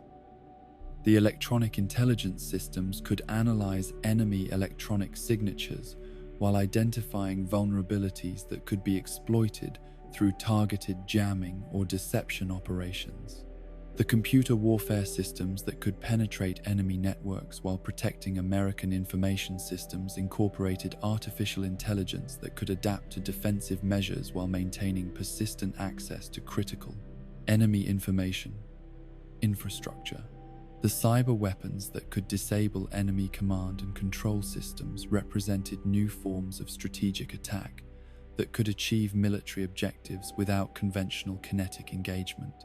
The propaganda and psychological warfare systems that could influence enemy morale and civilian populations incorporated broadcasting equipment and content creation capabilities that could reach target audiences while presenting information designed to undermine enemy resistance and encourage cooperation with American objectives. The coordination between military operations and information warfare created comprehensive strategies that addressed both physical and psychological aspects of conflict. Missile defense systems that protected American territory from ballistic missile attack incorporated interceptor missiles and directed energy weapons that could engage incoming warheads during multiple phases of their flight trajectories, while discriminating between actual threats and decoys, designed to overwhelm defensive systems. The battle management systems that coordinated defensive engagements could process tracking data from multiple sensors, while optimizing interceptor assignments to maximize defensive effectiveness. The boost phase interception systems that could destroy enemy missiles during their initial acceleration phase required space-based platforms or forward-deployed interceptors positioned close enough to enemy launch sites to engage missiles before they could deploy decoys, or maneuvering warheads. The technical challenges associated with boost phase interception included precise targeting of rapidly accelerating targets, while maintaining sufficient interceptor inventory to address large-scale attack scenarios. The terminal defense systems that protected specific targets from incoming warheads incorporated short-range interceptors that could engage targets during their final approach while providing protection for critical military installations and population centers that could not be relocated or hardened sufficiently to survive nuclear attack. The point defense systems utilized rapid-fire weapons and close-in weapon systems that could destroy incoming projectiles within final seconds before impact. The ultimate failure that characterized all military and defense systems was their inability to prevent the very conflict they were designed to deter, as the escalating arms race and mutual suspicion created international tensions that made warfare increasingly likely, while the weapons themselves became so destructive that their use would inevitably result in civilizational collapse. The doctrine of mutually assured destruction that governed strategic planning assumed rational decision-making that proved inadequate when political pressures and military imperatives created situations where nuclear conflict became unavoidable, despite its catastrophic consequences. The automated launch systems that were designed to ensure retaliation, even if command authorities were eliminated, incorporated hair-trigger responses that could initiate nuclear warfare based on sensor readings and computer analysis without human authorization. creating situations where technical malfunctions or false alarms could trigger global nuclear exchange without deliberate political decision. The dead man's switches and automated response systems that guaranteed retaliation also guaranteed that any nuclear conflict would escalate beyond human control once the first weapons were detonated. The stockpiles of nuclear weapons that reached tens of thousands of warheads by the late 2070s represented overkill capabilities that could destroy human civilization multiple times while consuming enormous resources that might have been devoted to peaceful development and international cooperation. The maintenance and security requirements for these arsenals created permanent military-industrial establishments that had vested interests in continued tension and arms development, regardless of their strategic necessity. Post-war survival of military systems created both opportunities and dangers for wasteland survivors, who discovered abandoned installations containing weapons and equipment that could provide defensive capabilities or create new threats depending on how they were employed. The automated defense systems that continued operating decades after the Great War sometimes protected valuable resources while occasionally attacking innocent travelers who triggered their sensor networks. The nuclear weapons that remained in abandoned silos and storage facilities represented catastrophic dangers to post-war communities that might accidentally trigger detonations while attempting to salvage materials or explore military installations, as the safety systems that prevented accidental detonation were often compromised by decades of neglect and component failure. The radiation hazards associated with damaged nuclear weapons created contaminated areas that remained dangerous for centuries after the initial conflict. The knowledge and expertise required to operate advanced military systems was largely lost with the destruction of military institutions and training facilities, making most sophisticated weapons useless to survivors who lacked the education and experience necessary for their effective employment. The maintenance requirements for advanced systems exceeded the capabilities of most post-war communities, while the spare parts and specialized materials needed for repairs were unavailable through normal scavenging operations. The legacy of pre-war military technology continues to influence post-war conflicts through the weapons and defensive systems that remain functional, while providing examples of both the potential and the dangers associated with advanced military capabilities. The organizations that successfully maintain and operate pre-war military equipment possess decisive advantages in post-war conflicts, while bearing responsibility for ensuring that such powerful technologies are used wisely, rather than repeating the mistakes that led to civilizational collapse.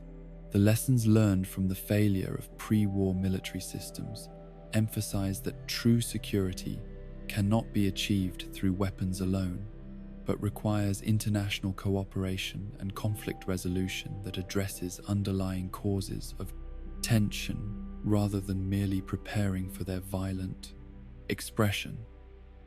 The ruins of military installations throughout the wasteland serve as monuments to human ingenuity and folly in equal measure, demonstrating both remarkable technical achievements and the ultimate inadequacy of military solutions to political and social problems that require wisdom and cooperation rather than superior firepower. The Great War and its aftermath represent the ultimate test of human technological achievement, a moment when centuries of scientific progress and engineering excellence were measured against the fundamental forces of destruction and entropy that had been unleashed by humanity's own ingenuity. The final moments of October 23, 2077, demonstrated with terrible clarity how the same technologies that had promised unlimited prosperity and security could transform into instruments of civilizational suicide when wielded by leaders who had lost sight of the consequences their decisions would unleash upon future generations.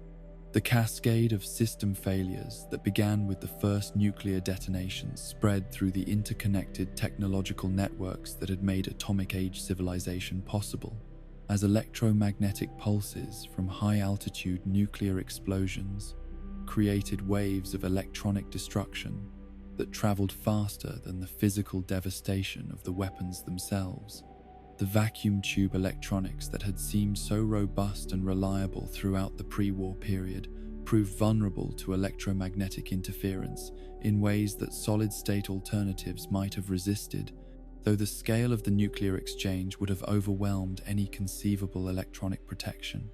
The power grid failures that followed the initial electromagnetic pulses created cascading blackouts that left entire regions without electricity, while automated systems throughout the infrastructure network lost the coordination signals they needed to maintain stable operation. Fusion power plants that had operated flawlessly for decades began experiencing control system failures that forced emergency shutdowns, while the automated switching systems that managed electrical distribution could no longer balance loads or reroute power around damaged sections of the network. The communication networks that had connected the continent in webs of instant information exchange fell silent as relay stations lost power and transmission equipment suffered electromagnetic damage that rendered them inoperable. The encrypted military communication systems that were designed to survive nuclear attack maintained limited functionality in some hardened installations, but the broader civilian networks that had enabled coordinated responses to emergencies were destroyed within hours of the first detonations. The transportation systems that had moved millions of people and vast quantities of goods across continental distances ground to a halt as fusion-powered vehicles experienced electronic failures that left them stranded wherever the electromagnetic pulses reached them. The automated traffic control systems that had managed the flow of vehicles through urban areas ceased functioning, while the navigation systems that guided aircraft and ships lost contact with the satellite networks that provided positioning information. The water treatment and distribution systems that had provided clean water to hundreds of millions of people began failing as pumping stations lost power and automated controls could no longer manage the complex chemical processes that removed contaminants from municipal water supplies. The backup systems that were designed to maintain essential services during emergencies were quickly overwhelmed by the scale of infrastructure damage, while emergency personnel found themselves cut off from the communication networks they needed to coordinate repair efforts. The industrial automation systems that had maintained production in countless factories and processing plants ceased operation as their control computers lost power or suffered electromagnetic damage, leaving complex manufacturing processes in states of incomplete suspension that often resulted in equipment damage or hazardous material releases. The just-in-time supply chains that had minimized inventory costs while maximizing efficiency proved catastrophically vulnerable to disruption. As the stoppage of transportation and communication systems broke the coordination that kept goods flowing to where they were needed, the financial and administrative systems that managed the complex economic relationships of advanced civilization suffered complete collapse, as the computer networks that processed transactions and maintained records were destroyed or rendered inaccessible by infrastructure failures. The electronic records that documented property ownership, financial obligations, and legal relationships vanished along with the systems that maintained them, creating legal and economic chaos that compounded the physical destruction caused by nuclear weapons. The medical systems that had provided advanced healthcare to the entire population experienced simultaneous failures as hospitals lost power, communication networks that coordinated emergency services went dark, and the automated manufacturing systems that produced pharmaceuticals and medical supplies ceased operation. The patients who depended on life support equipment or regular medication deliveries faced immediate life-threatening crises, while medical personnel found themselves unable to coordinate responses to the massive casualties created by nuclear attacks. The survival of hardened military systems during the initial hours of the Great War demonstrated both the foresight of defense planners who had prepared for nuclear conflict and the ultimate futility of trying to maintain operational capability in a civilization that was collapsing around these protected installations. The command bunkers that maintained communication and coordination capabilities found themselves commanding forces that could no longer be supplied or reinforced while defending territory that was rapidly becoming uninhabitable. The automated defense systems that had been designed to protect critical installations continued operating for days or weeks after human command authority had been eliminated, engaging targets according to programmed threat assessment algorithms that could not adapt to the changed circumstances created by civilizational collapse. These systems consumed their ammunition and power reserves while defending positions that no longer held strategic value in a world where the nations they had been built to protect had ceased to exist. The nuclear weapons that survived the initial exchange in hardened silos and submarine launch platforms represented enormous destructive potential that military commanders could no longer effectively employ, as the targeting intelligence and coordination systems that would have guided their use had been destroyed, along with the political authorities who might have ordered their employment. The Deadman switches and automated launch systems that had been designed to ensure retaliation proved irrelevant when there were no surviving command structures to provide targeting data or strategic guidance. VaultTech installations throughout the United States demonstrated remarkable resilience during the initial nuclear exchange, as their deep underground construction and independent life support systems enabled them to continue operating while surface infrastructure collapsed around them. The fusion reactors that powered these facilities maintained electrical service, while air filtration and water treatment systems protected inhabitants from radioactive contamination that would have been lethal to surface survivors. The social experiments that were conducted within many VaultTech installations represented humanity's most ambitious attempts to preserve civilization through controlled environments that could maintain selected populations while testing various approaches to social organization and technological development.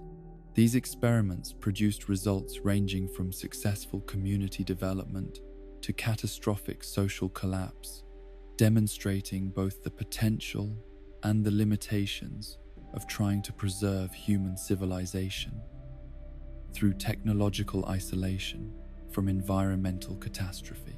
The preservation of pre-war knowledge and technology within Vault installations created repositories of information and equipment that would prove invaluable to future generations of survivors who emerged into a world that had been stripped of most technological infrastructure.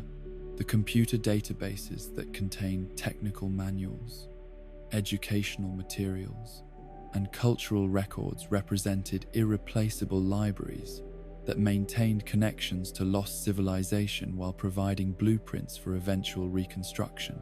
The psychological impact of Vault life on inhabitants who had been sheltered from the immediate effects of nuclear war created complex social dynamics that reflected both gratitude for survival and resentment at confinement in artificial environments that could never fully replace the world that had been lost. The generational conflicts that developed between Vault inhabitants who remembered the surface world and those who had been born in underground isolation created cultural tensions that influenced how these communities responded to eventual contact with the outside world. The long decay that characterized the decades following the Great War demonstrated the interconnected nature of technological civilization, as systems that had survived initial electromagnetic pulses and nuclear destruction gradually failed when deprived of the maintenance, spare parts, and specialized knowledge that had kept them operational during peacetime. The vacuum tube electronics that had seemed so durable proved vulnerable to simple component failures that could not be repaired when replacement parts were unavailable and manufacturing facilities had been destroyed. The fusion reactors that had powered pre-war civilization exhibited varying degrees of longevity depending on their construction quality and maintenance history, with some installations continuing to operate for decades, while others experienced failures that resulted in containment breaches and radioactive contamination. The automated safety systems that were designed to prevent catastrophic failures generally succeeded in shutting down damaged reactors, but the loss of cooling and maintenance systems often led to eventual meltdowns that created new sources of environmental contamination. The robotic systems that had provided automation throughout pre-war society continued operating in many installations long after their human creators had perished, following programmed instructions that gradually became irrelevant to changed circumstances while consuming power and resources that might have been better utilized for other purposes. The artificial intelligence systems that controlled these robots occasionally adapted to new conditions through learning algorithms, but more often simply repeated meaningless tasks until mechanical failures or power loss finally ended their operation. The infrastructure decay that accelerated throughout the post-war decades created cascading failures as interconnected systems lost the coordination and support they needed to maintain functionality, turning technological marvels into dangerous ruins that posed hazards to anyone who attempted to utilize their remaining capabilities.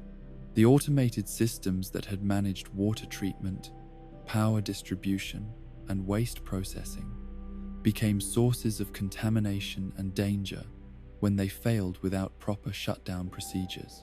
Scavenger technology that emerged in the post-war period represented humanity's desperate attempts to maintain some level of technological capability using whatever materials and knowledge remained available after the destruction of industrial civilization. The improvised solutions that post-war engineers developed often combined components from multiple pre-war systems while incorporating new techniques adapted to resource limitations and changed environmental conditions. The jury-rigging techniques that became essential survival skills in the post-war world required creativity and ingenuity that often exceeded the capabilities of pre-war specialists who had worked with abundant resources and standardized components, as post-war mechanics had to create functional equipment from whatever materials they could scavenge, while lacking access to proper tools, manuals, or training facilities. The hybrid systems that resulted from these efforts often exhibited unexpected capabilities while maintaining functionality despite their non-standard construction. The trading networks that developed around scavenge technology created new economic relationships based on the availability and condition of pre-war equipment rather than traditional concepts of monetary value, as communities that possessed functional technology held enormous advantages over those dependent on more primitive alternatives. The knowledge required to maintain and operate complex systems became as valuable as the equipment itself, creating new forms of social stratification based on technical expertise rather than traditional markers of wealth or status. The Brotherhood of Steel emerged as the most successful organization dedicated to preserving and protecting advanced technology from the dangers of misuse, while ensuring that valuable knowledge would not be lost to future generations who might have the wisdom and resources necessary for responsible technological development. Their quasi-religious devotion to technology preservation reflected both practical recognition of technology's importance for civilization and spiritual reverence for human achievements that had survived humanity's greatest failure. The mission of technological preservation that drove Brotherhood activities required balancing the benefits of making advanced equipment available to post-war communities against the risks of enabling conflicts that might result in further destruction of irreplaceable resources, creating complex ethical dilemmas about who deserved access to powerful technologies and under what circumstances such access should be granted. The military structure that governed Brotherhood operations reflected their belief that technological power required discipline and responsibility that civilian organizations might lack. The training programs that prepared Brotherhood members for their technological preservation mission combined technical education with moral instruction designed to ensure that advanced capabilities would be used for constructive rather than destructive purposes, drawing lessons from pre-war failures to emphasize the importance of wisdom and restraint in the application of powerful technologies. The initiation rituals and oaths that bound Brotherhood members reflected their commitment to serving humanity's future rather than pursuing personal power or advantage. The conflicts that arose between the Brotherhood and other post-war factions often centered on disagreements about who should control advanced technology and how it should be employed. As groups like the Enclave sought to monopolize technological advantages, while organizations like the New California Republic wanted to distribute technological benefits more broadly among their citizens. These philosophical differences about technology's proper role in society reflected deeper questions about democracy, elitism, and responsibility that had been unresolved even before the Great War. New societies that built upon pre-war technological foundations demonstrated various approaches to integrating advanced capabilities with social structures adapted to post-war conditions, creating hybrid civilizations that combined atomic age technologies with tribal governance, democratic institutions, or authoritarian control systems, depending on local conditions and leadership philosophies. The most successful communities found ways to utilize pre-war technology while avoiding the mistakes that had led to civilizational collapse. The New California Republic represented the most ambitious attempt to recreate pre-war democratic institutions while incorporating lessons learned from the failures that had led to nuclear war, creating governmental structures that could manage advanced technology while maintaining accountability to citizen populations who might lack the expertise necessary to understand complex technical issues. The tensions between democratic ideals and technological elitism created ongoing challenges for NCR leadership, who had to balance popular sovereignty with expert guidance. The Caesar's Legion demonstrated an alternative approach to post-war organization that rejected most advanced technology while emphasizing military discipline and cultural unity that could provide stability and security without dependence on complex systems that might fail or be used irresponsibly. Though their technological limitations ultimately constrained their ability to compete with more technologically advanced opponents in large-scale conflicts. The Enclave's attempts to monopolize advanced technology while claiming exclusive legitimacy as the continuation of pre-war American government reflected the authoritarian tendencies that had contributed to pre-war failure, as their elitist philosophy prevented them from building broad popular support, while their technological advantages proved insufficient to overcome the numerical and resource limitations that resulted from their exclusionary policies. As our journey through the technological wonders of the Fallout universe draws to a close, we're reminded that every innovation carries within it both the promise of progress and the shadow of destruction. These marvels of human ingenuity, born from the optimistic vision of an atomic-powered future, ultimately became both salvation and curse for those who created them. In the quiet ruins of the old world, these technologies continue their silent vigil. Fusion reactors humming in forgotten basements, robots patrolling empty halls, and computers storing the memories of a civilization that reached too far too fast. Yet they also represent hope. the possibility that from the ashes of the old world, something new and better might arise. Rest now, dweller of the wasteland, and dream of tomorrow's possibilities. Let the gentle whir of machinery and the soft glow of vacuum tubes guide you into peaceful slumber, knowing that somewhere in the darkness, the tools of human progress continue their eternal watch over the sleeping world.